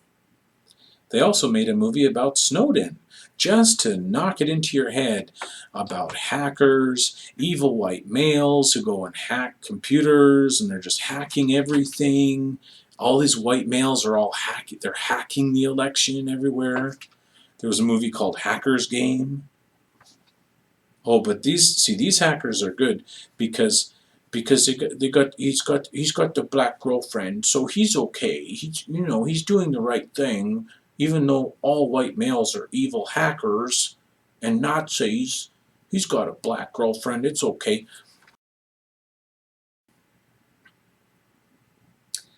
There was actually a movie in 2016 called Hacker, and I thought when I saw this it reminded me of a movie in 2012 called We Are Legion, where they were trying to make everyone who was organically organizing on the internet as a form of hacking. They were trying to suggest that even if you're not a super hacker, which apparently every white guy is in 2016, they're all super hackers, but in 2012 they wanted to suggest that people organizing on the internet becoming legion was a lot like hacking. And that's really bad. Got it? And there was a movie in 2016 called The Whole Truth, because we might not know the whole truth about why Trump got elected. Oh my God. Oh. You following me yet? Well, let's keep going. There was a movie called Norman, which was about fake news. And fake news is becoming a bit of an issue for the Democrats because the real news is not coming from the mainstream outlets. There was a movie called The Hatton Heist about a bunch of old white guys who were stealing stuff, kind of like stealing the election. White guys are thieves, white guys are criminals, white guys are impotent, white guys are retarded, white guys are bad. Got it? There was a movie called A Father's Secret where they actually got a guy who looks a lot like Trump, and he's really bad, and he's like hurting the girl, his daughter, like he's doing horrible things to his daughter. Trump has a daughter. Oh my God! Whoa! Whoa. He'll get Matt Damon and he'll eat his poop. There was a horror movie, and I don't want to talk about horror movies again, but there was a horror movie called Him. Again, they're trying to demonize Donald Trump. There was a movie called Rampage, President Down. The president's been killed. Oh no, better not let that happen. Even though they're all over the mainstream TV telling you to kill Donald Trump. There was a movie called Arrival. Oh, what a glorious movie. A little bit of DARPA porn in this. They suggest that only the Chinese are able to communicate with the alien, probably because all the white males in the world are too busy hacking the election, so we're going to have to get the Chinese to figure out the alien code. And there's a girl in that who's, the strong character, and there's a black guy in it because you got to have a superfluous black guy talking down to all the white guys. Oh, and Hawkeye's in this. And I like to mention when I see movies where the various Marvel characters are being given roles in big movies because they're either being sort of gifted more roles because they're following the line, they're doing what they're told, or it's because they have some kind of agenda and they need you to associate that with your favorite Marvel characters, right? So there was a movie called Despite Falling Snow, where the woman, she stops a Russian spy. Ooh. You know those evil Russian hackers, right? Right. Only a woman with a vagina can save you. So there was a movie called The Road Movie, which was really a documentary about Russian dash cams. Now, I imagine that this would have been a rather organic movie and people might have enjoyed it, kind of like the way people used to enjoy America's Funniest Home Videos or whatever, or some of the weird ends of YouTube. Well, it was a movie where they just took all these horrible images of Russian dash cams just to show you that Russians are bad, basically. And then there was a movie called The Shadwell Army. Again, it was about Russians that are just total crazy, mad, evil Russians. There was a movie called Operation Chromite. It's propaganda in North Korea. Now, this was a North Korean movie, and I'm sure the people in Hollywood had something to do with it, but this was put out right when Donald Trump was going to go to Korea and talk to Kim Un, or whatever his name was, that fat idiot. Donald Trump was going to go talk to him and get him to stop goofing around and talking about nuclear bombs, even though a lot of people don't think nuclear bombs are real. Have you ever seen a nuclear bomb? Have you? Anyway, so they had to put out some Korean propaganda in order to, I don't know, demonize Korea in some way and make it separate from China. At the same time, they put out a horror movie in Korea called The Wailing. Again, it's sort of like they're getting paid off to make Korean movies when you never hear anything from Korea. But all of a sudden, Donald Trump wants to go there, so you're getting Korean movies. And at the same time, in 2016, we're given a movie, the USS Indianapolis, which was, a real Oscar award-winning movie about a sinking American Navy ship. They're basically telling you the U.S. is sinking. It's going underwater. Everything's failing. The U.S. is dying. It's sinking. And I kind of want to talk about the way that black people are starting to get portrayed in movies. There was a movie called Allied in 2016. This had Brad Pitt in it, and it's a wonderful romance that takes place in Africa. And this is the only time that you'll see a wonderful romance with a white male leading the movie, but it takes place in Africa. Because again, they're trying to tell you Africa's good, America's bad. White guys are bad in America. They're all a bunch of hackers and horrible people. But what are blacks? What are they like? Okay, well, let's go through some movies about black people. And you can compare it to all the movies about white people, and you can tell me what you think. So there was a movie uh, a heart of forgiveness, or a heart that forgives, or whatever. But forgiveness, because black people have forgiveness, they have heart, they have spirit. There's a movie called The Perfect Match, because black people are perfect. There's a movie called Nina Simone, which is about a famous black singer, because we don't want to make any movies about famous white singers.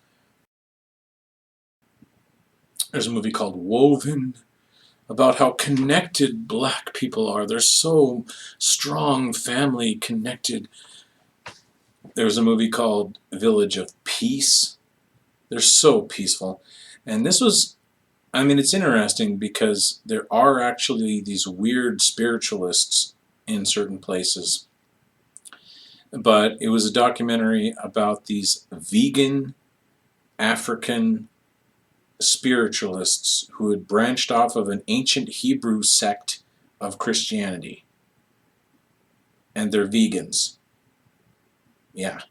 And the elite want you to stop eating meat, in part because they want to create a meat tax just so they can tax you more, but also because they don't want the plebs, the peasants, they don't want the peasants eating any protein, so they're trying to convince you that the protein is in the vegetables. I fell for this for a little while, but I've come around, especially after major gut problems. Anyways, so there was a movie called Lowriders. Now this is about Mexicans. I'm saying blacks, but you can derive the same thing.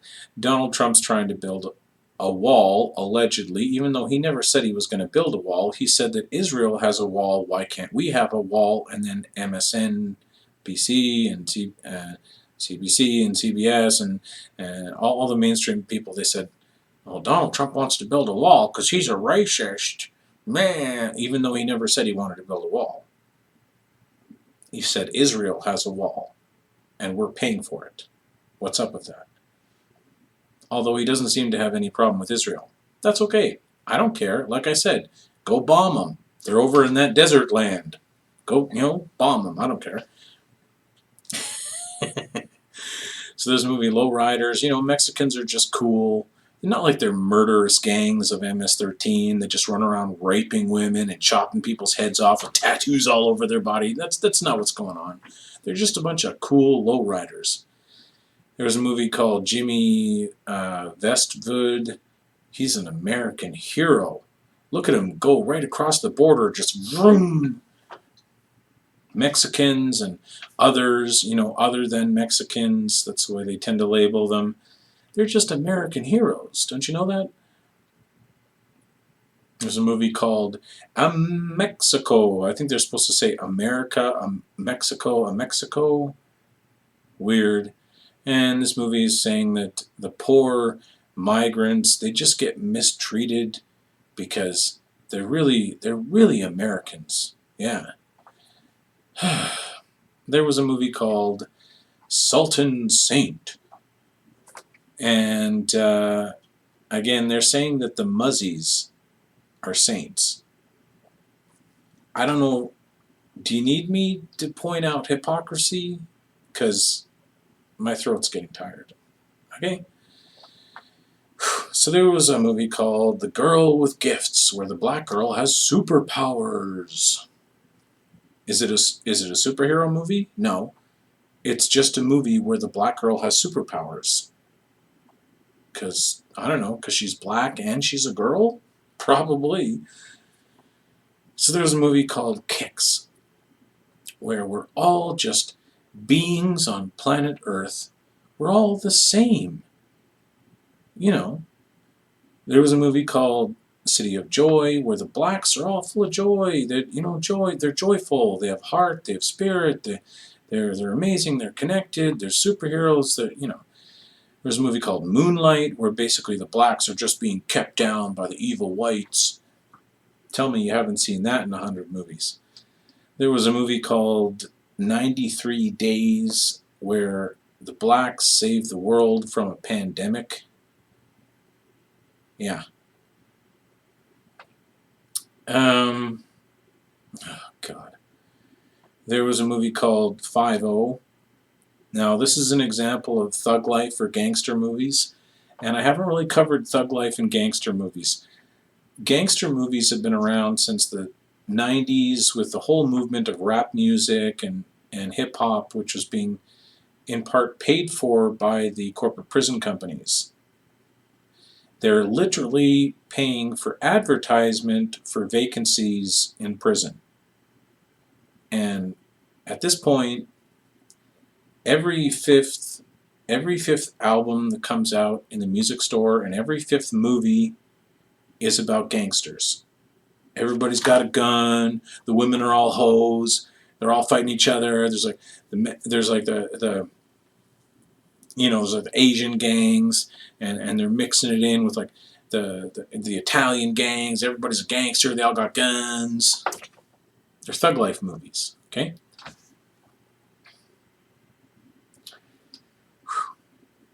Anyways, so and in 5-0, they're basically saying that the blacks are cops, even though usually when they do gangster movies with cops, the cops aren't wearing uniforms. It's a weird thing that they do, but they kind of show you cops out of uniform to sort of give you the image of a guy with a gun who thinks he's in charge. Got it? So there was a movie called Wrong Roommate, where the black woman is in charge of everything. There's a movie called The Brotherhood, which is sort of like otherhood, like other than Mexican. They're all brothers, you know what I'm saying? White people are pathetic, but blacks and others, they're brothers. Got it? White people bad, blacks good. Got it? So then there's a movie 1155 where they're all keeping their heads up high. They're so proud. White people, they're ashamed. You know, there's a movie called Baby Bumps with little colored babies. They're just so amazing. Aren't they amazing? Now, mind you, you should understand that colored babies are good. White babies, bad. They don't want white people making babies, even though the European Union and some of those elites will tell you that they need to flood the country with third worlders because whites just aren't having enough babies. But the movies aren't telling you this. The media isn't telling you to have kids. They're not trying to make white babies. And at the same time, they're telling you that there's too many people. They're telling you that we're overpopulated. So do we have a problem making babies, or do we have a problem because there's too many people? I don't understand.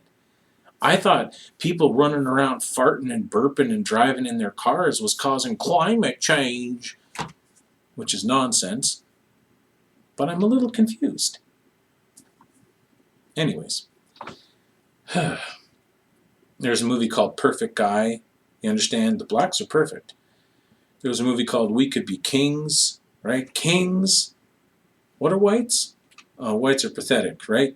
The man that ate the poo-poo, right? So there's the struggle. They have a struggle, but they'll survive. There's See You Yesterday. Now this is a movie, and mind you, I'm skipping a beat here because this is a movie from 2019, so I'm jumping around a bit. But this is a movie where super powered blacks just have like superpowers and they're super geniuses.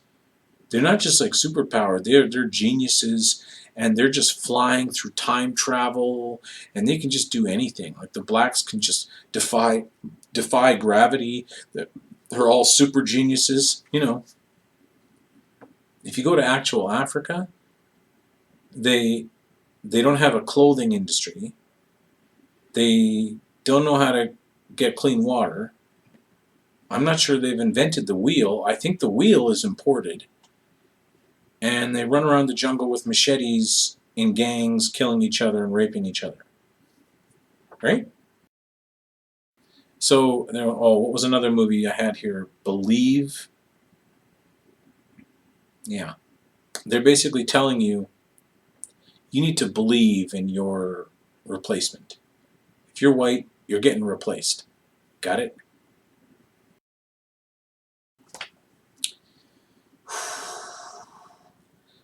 Anyways, I really try and be positive. It's difficult. It is really difficult. I had some references here to something. I'm trying to grab the cap of my hat. I'm like, oh, there is no cap. I'm getting my sword. Anyway, so I wanted to show some examples of pushing an Antifa idea where this false sense of anarchy that they're pushing on young people. So there were some movies that came out, and mind you, this is all 2016. So we had Allegiant, which is about young people running around being badasses because they're working for some, you know, some NGO or something, who knows.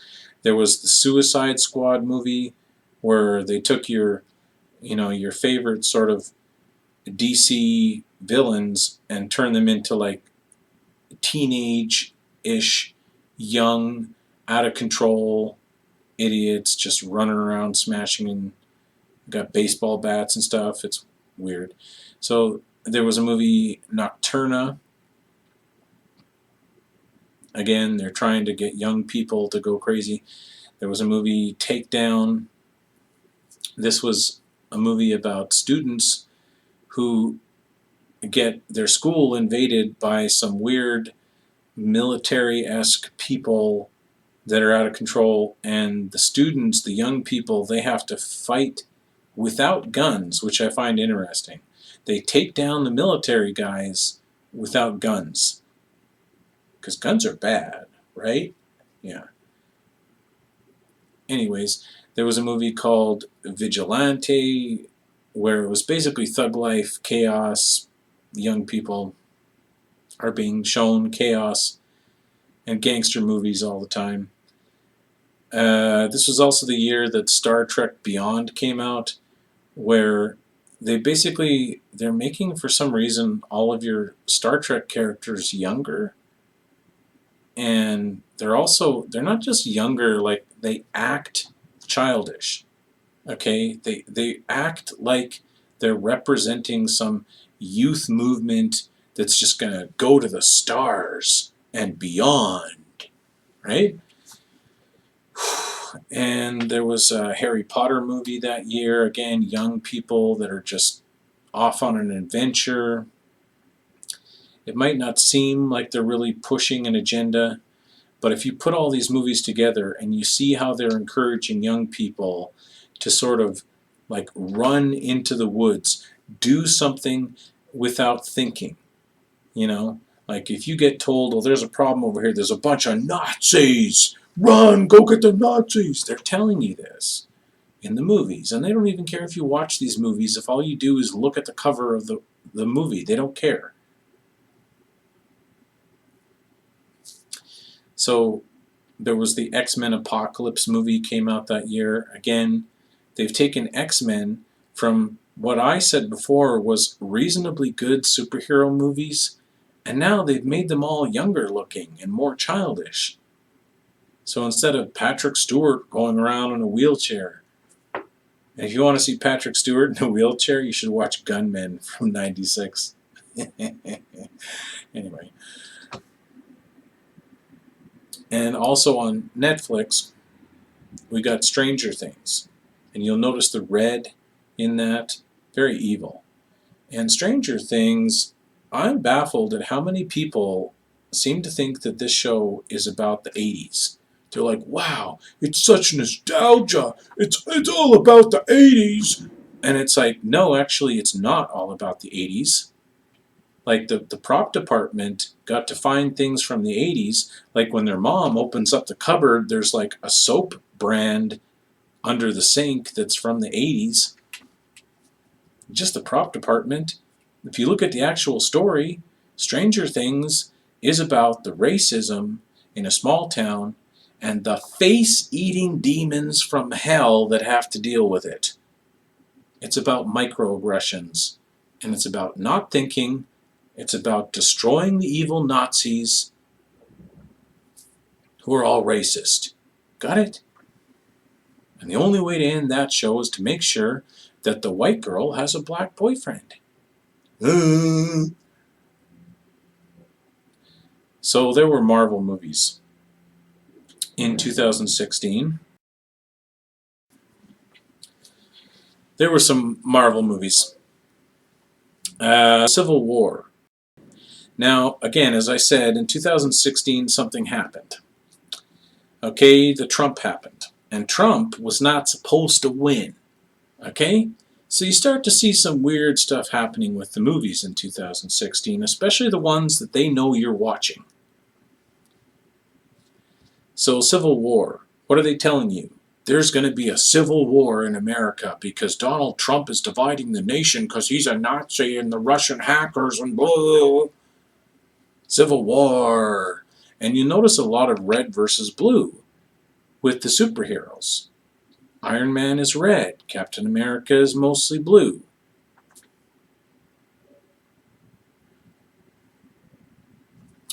So in this movie, Tony's black boyfriend almost dies. I mean, that's how bad the Civil War is that's going on. And the cause of it all is a schmarmy little white male who's a Russian hacker. Oh, sorry, a Sarkovian hacker. He causes everything. If it wasn't for that dirty, useless white male Russian hacker, a Sarkovian hacker, none of this would have happened. So, also in Civil War, the the white the white hacker guy kills himself at the end of the movie, and they're basically telling you that if you're a white incel, pathetic white male, you just need to die. You just need to go kill yourself. And Iron Man's black boyfriend, who almost died, he's going to come back with all kinds of integrated robotics. He's going to be a super cyborg. You better believe it. But the white guy, you just need to kill yourself. And you'll also notice that nobody else has guns in the movie, other than the white guy who's bad. The white guy who's bad has a gun. You'd think in a movie where everybody's trying to fight each other, you'd think you'd see more guns. Nah. And the Hulk was not in this movie, and that is because the Hulk was too busy going around to activists' events promoting climate change, and white supremacy is bad, according to the Hulk. The strongest Avenger, who's not really the strongest Avenger because a girl can just touch him and he's done, but the strongest Avenger is out fighting white supremacy and climate change. Good thing. And also in Civil War, the Secretary of State is in charge, and he comes in with basically nothing less than a weapons ban. He compares the Avengers to a couple of nukes. And again, a lot of people don't think nuclear weapons are real, but the Secretary of State is just coming in telling them, oh, you evil white male superheroes, you're all bad. You just need to stop doing that, you know. But you know who's okay? Oh, the black guy who's basically Black Iron Man. And it's weird because when Captain America was running and fighting and escaping, he stops, surrenders, and gets arrested when Black Iron Man shows up. He's the only one that Captain America can't fight him. I mean, he's like a black guy. You can't fight a black guy. You gotta punch Nazis, though. Remember that. There was also some continuity issues I felt. Bad writing affected this movie. Like at the end when Tony is fighting, I felt that Tony could have just vaporized Bucky at any time. I mean, maybe Captain America has some kind of cellular rejuvenation, so it's hard to kill him. But Tony could have just, you know that thing where he blasted his chest ray? You know, what was that thing called? that, you know, his arc reactor thing. He just blasts it. He could have done that at any time. At any time. You know, what about that one-off thing where he, like, remember in Iron Man 2 where he spun around with the red laser and just chopped all of the hemorrhoids in half? Why didn't he do that? If he was so mad, why didn't he just go and just fire off in every direction? He could have killed Bucky at any time. Like, it was kind of ridiculous. Where they're just like, they're fighting each other. Like, why? It's dumb. But it's okay. The evil white Russian hacker shot himself. It's okay. So, also in 2016, there was a Deadpool movie, which is basically Marvel's version of thug life and gangsterism. It's just total dehumanization, and you're supposed to laugh at rape and murder. Just rape and kill and laugh and repeat. Got it? Degeneracy. So there was also a Doctor Strange movie, which was a bit nonsensical. It was a bit confusing. A little bit. I felt it was rushed. And I'm not sure they knew how to push their sort of anti-Trump message into that. So they kind of rushed it through. It's like, well, we're supposed to be promoting Hilary at this point in time, but what do we do? So in this, there's a lot of diversity going on, you know. And, you know, Doctor Strange has his black boyfriend, and that's standard now. And the bald female leader is the Stonekeeper, which is like, you know, what they would have probably wanted from a Hillary Clinton, but she didn't make it. But in the Marvel world, you know, the women are still in charge of things, you know.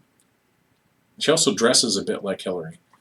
Like, really like Hillary. Like that whole, like, dressing like a Chinese dictator.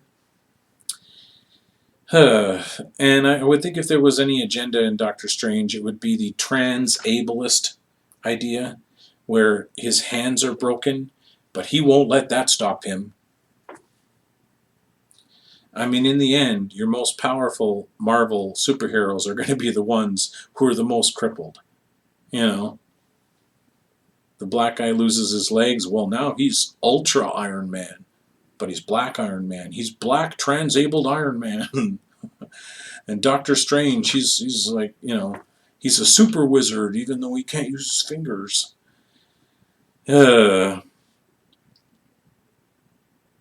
And also in this movie, you'll notice nobody uses guns. That's right. The whole Doctor Strange movie, when they're trying to fight these dark beings and the Dark Overlord and whatever, nobody uses guns. Nobody. Because at this point in time, Hillary was supposed to get rid of all the guns, right? That's what she said. So you get your Marvel movies where all of your characters, they deal with their problems without guns. That's important. And also the bad guy in Doctor Strange is basically a white truther. Go figure.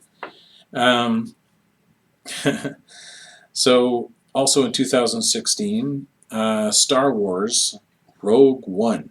Now, I don't know if you're sick and tired of the Star Wars like I am. I won't pay money for this crap. And there is so much girl power in this. Like, just unbelievable. And so much diversity. And also, in Rogue One, I found there was a lot of this save the refugees going on. That's becoming more and more important in Hollywood as we go along. Got to save those refugees. At the beginning of Rogue One, they're on this planet and they save a bunch of refugees. In fact, one of them literally looks like he's from the Middle East. And the other one looks like he's from somewhere in Asia. And then at the end of the movie, the refugees help them out. Even if they have a low IQ from inbreeding, doesn't matter, because all he needed to do was plug the thing into the thing, and it got the data, it got the information on the Death Star to Princess Leia, who's now a digital character. And everybody in the Empire is basically Hitler, and you need to punch a Nazi.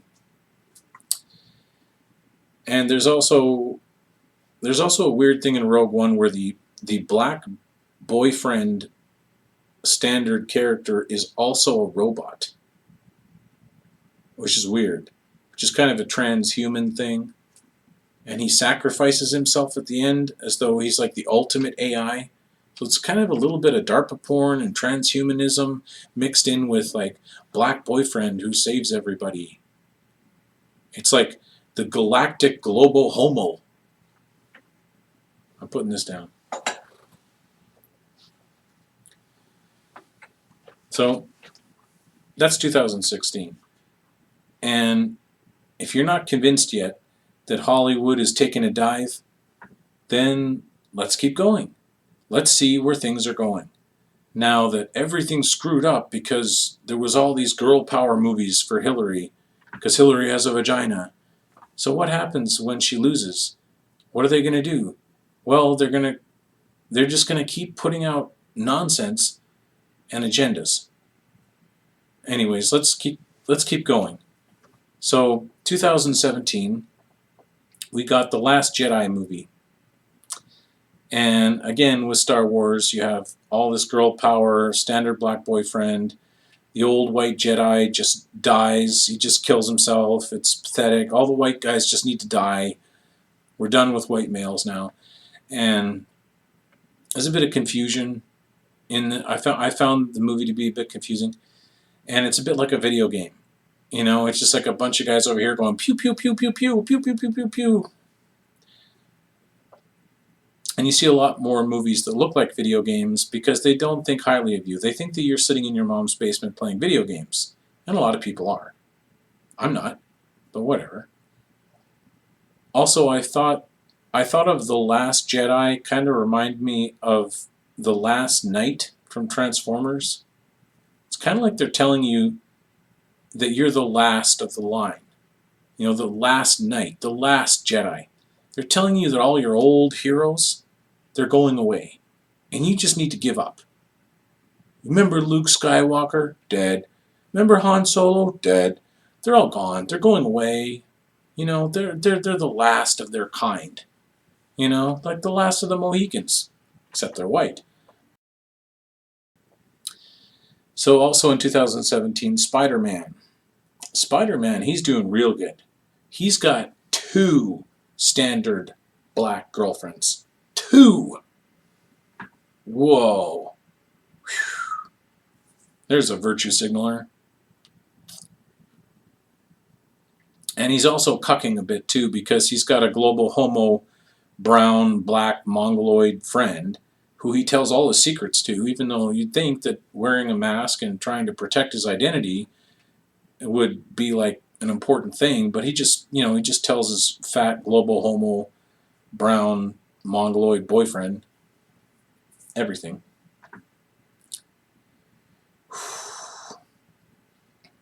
And you can bet that his brown friend, he's probably gonna have a white girlfriend, probably the best looking girl in school, the hot blonde chick. Yeah, that's probably what's gonna happen. I'm predicting the future. No, I've seen it.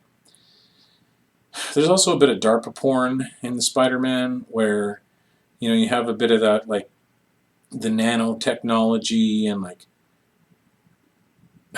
just how could I put this? They've established this idea that technology that doesn't actually exist or doesn't exist yet is considered to be possible to be done now, but they can only show you in the movies because it's like somehow we're just not being shown the advancements in technology where there's like super AI and there's like transforming mecha technology. But the most important thing is that the evil old white male is the villain. He's also the best part of the whole movie. The Vulture is my favorite character. But he's a dirty old white male who's a criminal. White males are all criminals. They belong in jail. Jew Man taught us that. Aunt Jew. He taught us. White guys, they just belong in jail.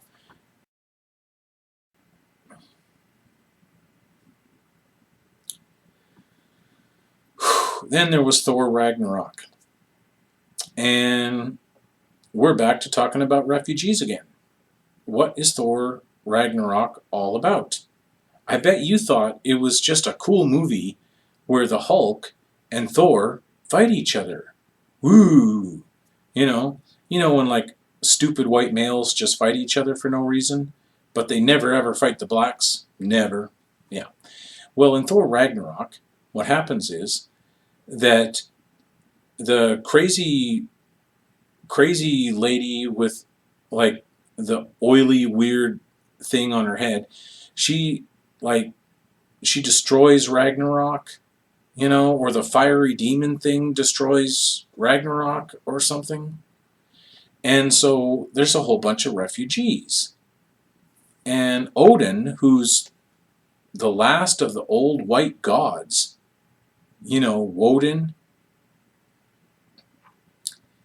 he dies. He just dies. There's nobody kills him. He just dies. He just. And his last words are about immigration.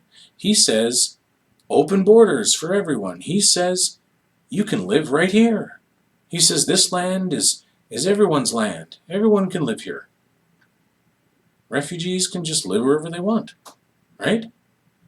If you'd asked Trudeau, he would have said, "It's 2015. No, except it's 2017 in this point.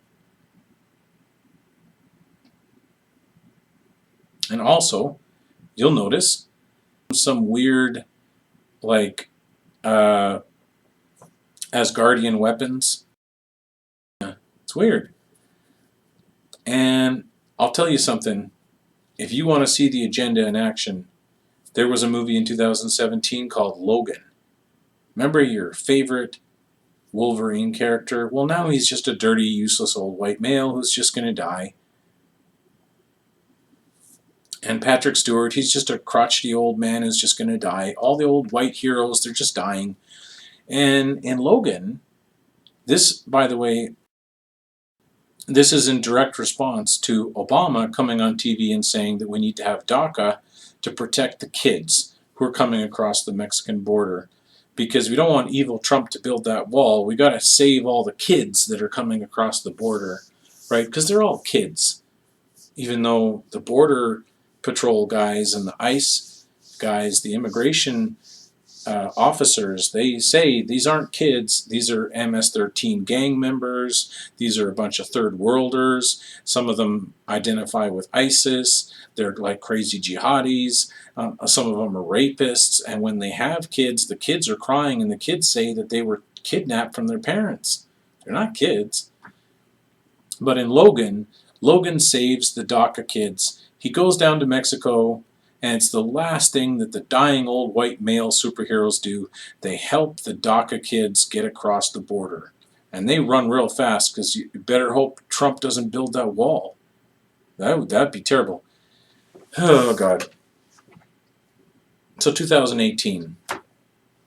2018, there was a movie called An Acceptable Loss where the woman is president and a woman is vice president, and their biggest concern is a girl activist.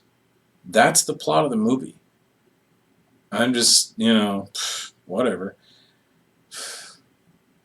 But let's talk about the fun movies.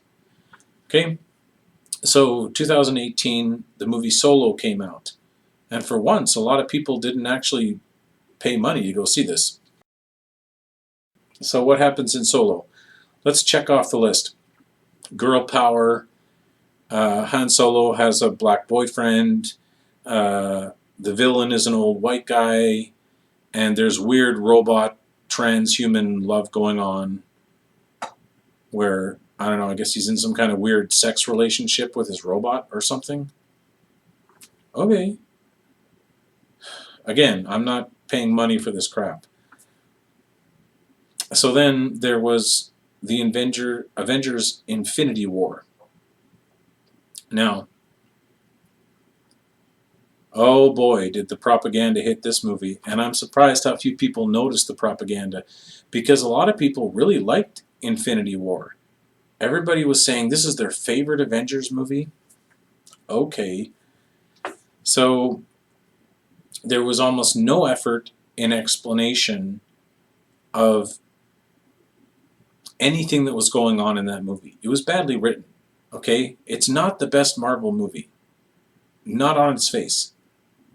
And I'm just going to get through a couple of points. Like, it seemed weird that like these superfluous bad guys show up and they suddenly know where Vision is. How did they know where Vision is? Or Doctor Strange. They just suddenly show up in New York and they seem to know that Doctor Strange is there and that he has a stone. The weirdest thing about that is that that Bleecker Street place, they've had an Infinity Stone there for a long time. So if the bad guys knew where the stone was, why would they just show up at that point? Like, didn't they know where the stone was? How did they know? How did they know where Doctor Strange is? They just show up? It's weird. How did they know where Vision is? If they can find Vision, if it's like they had some tracking device that tells them where Vision is, where the stone is, then why would they show up at that point in time? It doesn't make any sense. And there's no effort to explain it. And the propaganda in this movie, which I felt a little forced, but it's important to reveal it. And the people who made this movie, they knew that billions of people were going to come and watch the Avengers movie. They knew billions of people. So at the exact same time that they were making Infinity War, because Infinity War came out about a month later, so they were making the movie at this point in time. So Time magazine puts out a photoshopped image where Trump is standing over this colored girl who's crying because she's at the border, and they're all over the TV saying that Donald Trump is kidnapping little girls at the border. And it's all red, you know, because red is bad. And Trump is standing over this little girl who's crying. And so what happens in Infinity War? Well, they've got Trump now, but they've got the Marvel version of Trump. They've got Thanos. Even the same kind of word, like Trump, Thanos, same thing. Except instead of the orange man bad, he's purple Trump. So purple Trump, he takes the little girl from her mom, and she's running around, where's my mommy, where's my mom? And purple Trump, he's so evil, he takes the little girl from her mommy, and not only does he take her from her mommy, he gives her a little stabby knife because he's crazy, which fits in line with what they were also saying on the TV about how Trump needed to be removed for the use of the 26th Amendment for being like he needed to be psychoanalyzed and removed from office because he was unfit for office because of psychological problems. That's what they were saying on TV. And so here, purple Trump is showing you how bad real Trump is, or something. So purple Trump is playing with little stabby knives and stealing a little girl from her mom, colored girl, at the border. And the whole movie was about that. The whole movie was about that. None of the other things that happened in Infinity War were of any purpose at all other than to get to the point where evil purple Trump takes the girl from her mom, the colored girl. Now, there's another thing to be important for me to explain, because a lot of people don't necessarily understand this, but the Thanos snap with the gauntlet where he snaps his fingers and half the people disappear. Now, a lot of people think that was about like depopulation. It's really not. Okay, purple Trump, Thanos, saying that it's about depopulation and it's about finite resources, which is, debunkable.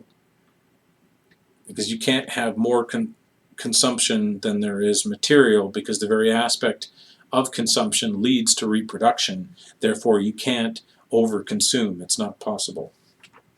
Not really. Or, people would just start eating each other. That could happen.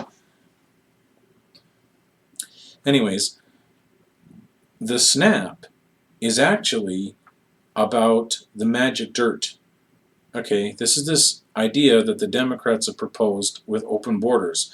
They suggest that everyone north of the Mexican border, for example, everyone north of that border is privileged and white, and they've got everything handed to them, and they've got all kinds of money and wealth for no reason, and everyone south of that border is just kept in poverty, and they're just kept down, and they're living in the bad dirt. And that if you cross that dirt, the magic dirt, and you're on the other side of the line, then you have everything. And it's ridiculous. It's retarded. It's the magic dirt. And that is what is shown in the scene where the flashback scene where Thanos, Purple Trump, takes the little colored girl away from her mom at the crossroads where they literally separate everyone over here, and his goons line everyone up, and his goon goes up and down and says, "You're so privileged. You get to be chosen. You're so special." And then they kill everyone on the other side. Because if you're on this side of the dirt, then you're privileged. And if you're on the other side of the dirt, then you just die. It's bad. But it's also about killing people and being a psychopath, because they're trying to suggest that Purple Trump is a psychopath because they're trying to get you to think that real Trump is a crazy person. Got it? That is Infinity War. That's what the movie's about. It's not really even about superheroes. Oh, and there was another thing I noticed, that when they're on that planet and they're just about to get the glove away from Thanos, they're just about, Spider-Man's there, and he's like, "I've almost got the glove off." They've almost got the gauntlet off of his hand, and the stupid, dumb white guy, the white male, he screws it all up. He gets right in Thanos' face. He's like, "You stupid, you didn't need to do that." And you know what he does? He punches him. You know why? Because you gotta punch a Nazi, right? I mean, nobody said that Thanos was a Nazi, but he's Purple Trump, and Trump is a Nazi, so you gotta punch a Nazi, right? And he's a stupid white male, so he screws it all up. So there you go. You punch a Nazi, and the white male screws everything up all in one scene. Isn't that great? And you thought this movie was about superheroes, didn't you? And also with the snap, they're kind of telling you again that all your favorite white heroes are going away. They're being snapped out of existence. You can forget about them. They're the last of their kind. They're going away. And I can tell you that you'll be on your way out if you hand all your guns in for Hilary, then you might as well throw your life away, because that's really dumb. Very, very bad things happen to every society that disarms the people. Just so you know. So let's look at 2019, if you're not completely bored at this point in time. So 2019, there was a movie called Red Sea Diving, where Captain America gets a whole new black boyfriend. Oh my God. The movie is also entirely about saving refugees. Who'd have thought? And there was a movie, Men in Black International, kind of like global homo, right? And Thor and his new black girlfriend, I don't know, they run around and they've got some like blue things that do whatever, the powerful blue, right? Anyway. And then there was the movie Alita, where they're mixing femme power and DARPA porn and video games. And it's kind of dumb. And it has Jennifer Connelly in it. And I'll add Jennifer Connelly to the list of great actresses that I used to really like. I really like Jennifer Connelly, but not in this. And I don't know, it's like she's gone blue now. She's all blue. And there was the movie Tomb Raider, where again, they're making your more adult characters look like teenagers. So she looks kind of like an Antifa version of Laura Croft. And I don't know, is she going to save us from Purple Trump? Does she have the magical vagina power? And there was a movie that really, really bothered me, especially because of how many people thought that this was a good movie. There was the movie Bumblebee.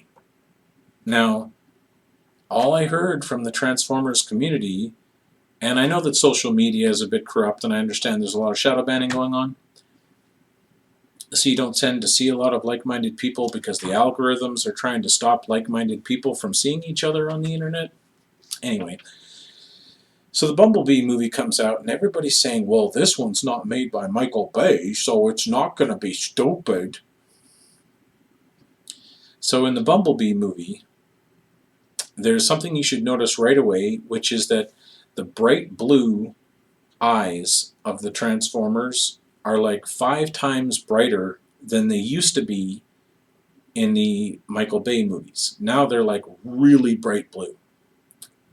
And I should point out that in 2019 we're leading up to another election, so you should expect to see some girl power movies. You should expect to see bright blue being used.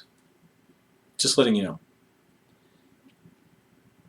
So in Bumblebee, B is actually a refugee from Cybertron. Now, in Transformers, it was really about a galactic war, a message in a bottle, if you will, with robots that have come to Earth for resources during their war. They're not refugees, but Bumblebee is. And I believe Bumblebee was also fighting Nazis, wasn't he? Didn't he fight Nazis? Didn't he punch Nazis? Probably. But at least it's not the idiocracy of Bayformers. And of course, the whole movie is about the white girl who needs to get a black boyfriend in order to live her life. And the white male, who's this guy called Trip, I find it interesting, his name is Trip. And what does he do? He jumps off a cliff. Yep, the white male jumps off a cliff. They're literally telling you to go jump off a cliff. Yeah, that's what the movie's about. Like, I don't know if you think it's about robots and stuff. It's not. It's literally a movie about a little girl, a white girl, who needs to have a black boyfriend, and the white male, he just needs to jump off a cliff. And his name is Trip. Like, oops, you tripped. Oh, you fell off a cliff. Oh, bye-bye. And also, I noticed that the bad bots, the Decepticons, and one of them is red, by the way. No coincidence there. The bad bots, they are hacking the internet. Oh no! Are they hackers? Are they like the evil Russian Sarkovian hackers that got Trump elected? Is that what they're doing? And in the same year, same time, there was a movie that came out called The World We Make, which is about a white girl who falls in love with a black guy, and instead of Bumblebee, the transforming Volkswagen, it's a horse. Same movie, exactly the same movie, except it's a horse. Now, I told you that we're leading up to an election, so therefore you can expect some girl power movies with powerful blue, rich texture going on. So what do we get? We get Captain Marvel. Or as I like to call her, Captain Hilary. And, you know, I've noticed that a lot of her powers are symbolized. I would say she embodies the red and the blue in a lot of ways. I mean, she shoots blue power out of her fists in the movie, but whatever. And, in Captain Marvel, the movie takes place in the past. And you'll see this also with Endgame, but whatever. The movie takes place in the past because they're basically telling you that in order to fix things, we need to go back. We need to go back to when Hilary was supposed to be elected, and we need to fix things. right? That's basically what they're telling you, but more so in Endgame. We'll get to that. So what does Captain Hilary do? Well, she finds out that the white males are all bad, and she saves the refugees who are being persecuted by the white male, who's the bad guy or antagonist. And she has a standard black girlfriend, and she has a standard black boyfriend, because got to bring back snakes on a plane.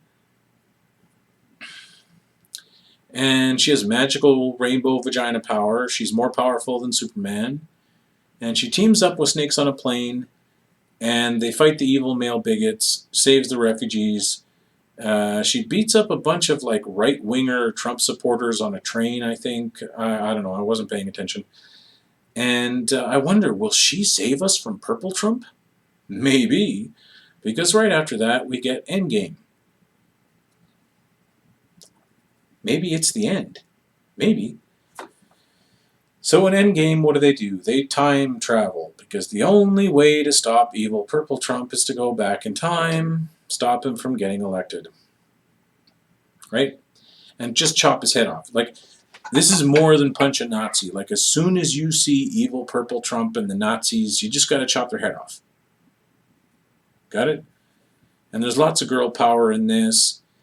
And, you know, Captain Hilary, she shows up, like, right at the end when everyone thinks they're going to die. All of a sudden, Captain Hilary, she shows up and she flashes her unstoppable vagina power. And, you know, she doesn't destroy Purple Trump all by herself, because the movie needed to be like 3 hours long. But she loosens the pickle jar, if you will. You know, you'd think that Captain America might have made a dent in Purple Trump, but no. Captain Hilary, she loosens the pickle jar. She gets Purple Trump to a point where they can actually stop him. Yeah. And of course, right when Captain America thinks everything is done, then all of a sudden the black nationalists show up. And I didn't mention much about Black Panther. I don't know if you want me to talk about Black Panther. I don't know if you were dumb enough to go watch that movie, where the black people are all like super scientists. They've got spaceships and nanotechnology. They can heal any wound. They just live forever. They've got a holographic shield protecting their Rwanda, whatever the hell they're supposed to live in North Africa. And they're just being held back, because if they were to come out of their reclusive nationalist state, then they'd have to deal with the oppression of all the evil white people. And you'll notice that in Black Panther, the only reason why they leave, why he decides they're going to come out of their bubble, is because of all the refugees in the rest of Africa. They're like, we need to help the rest of Africa. We don't need to help the white people. You know. You understand? And of course, in Endgame, as soon as Black Panther shows up, that's when you know that it's good. That's when you know everything's fine. You know. So what else happens in Endgame? Well, Captain America, he just gets old, and he just dies, and you know, he's just gone. He's just, you know, and Thor, he's just fat and dumb and useless, and you know, he needs to be replaced by the black woman. And Captain America gives his shield to his black boyfriend, and Iron Man just dies, even though they never explained why using the Power Stones would make you die. They never explained that, but Marvel isn't good at explaining things. So he just dies, and then Black Iron Man takes over, and I think now there's a Black Spider-Man too. I don't know. There's probably a Black Ant-Man, Jew-Man, whatever, probably. You know what they're going to do? They're not only going to have like a black She-Thor, they're probably going to have like She-Hulk, okay? But you know what it's going to be? Because a lot of people are theorizing about She-Hulk. But you know what's going to happen? I'm going to tell you what's going to happen. Bruce Banner is going to have a sex change. Yeah. He's going to be trans Hulk. You think I'm joking.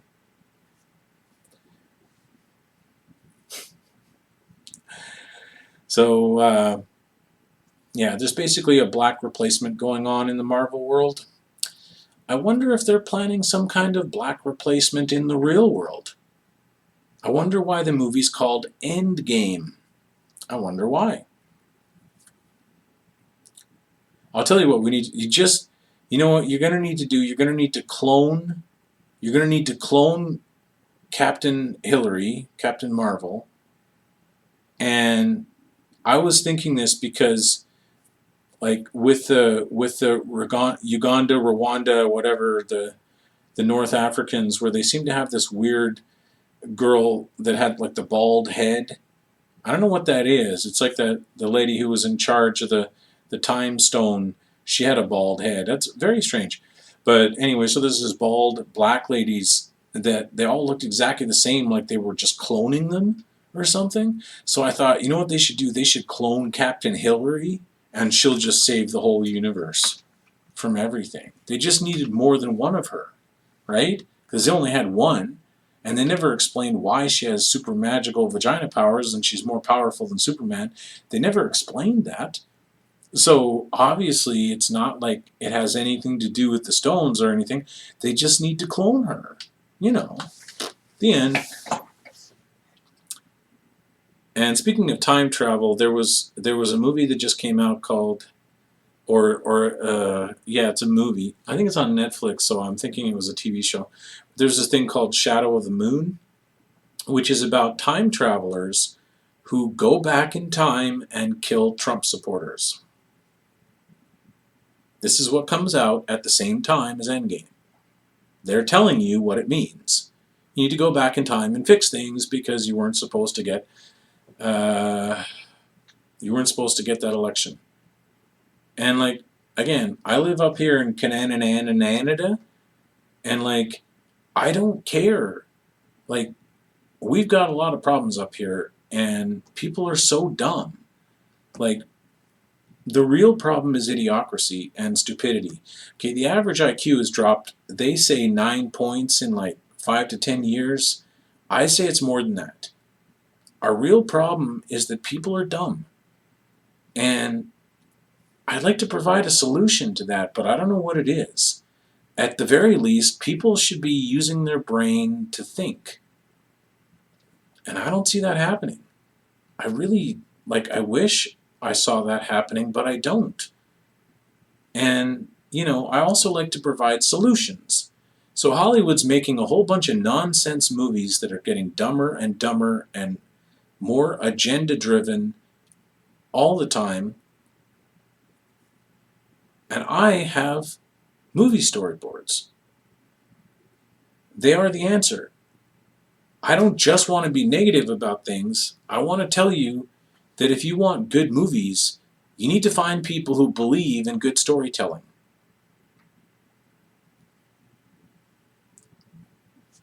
But I also don't want to just like talk about myself like I'm the most important thing in the world. You know, you're welcome to try and talk to me about these things, and I'll tell you. I'll tell you how to make a good movie. I've storyboarded really good movies that are not getting made because Hollywood has an agenda, and people are giving them billions of dollars. Billions! Me? I get nothing. Nothing. And I'm trying to help somehow. Whatever. I give up. Maybe I don't give up, but this has gone on too long. This video has gone on too long. I gotta call it a night. We'll see you again. Have a good day. The Eternian King. I'll give you the sword. There you go. I have the power!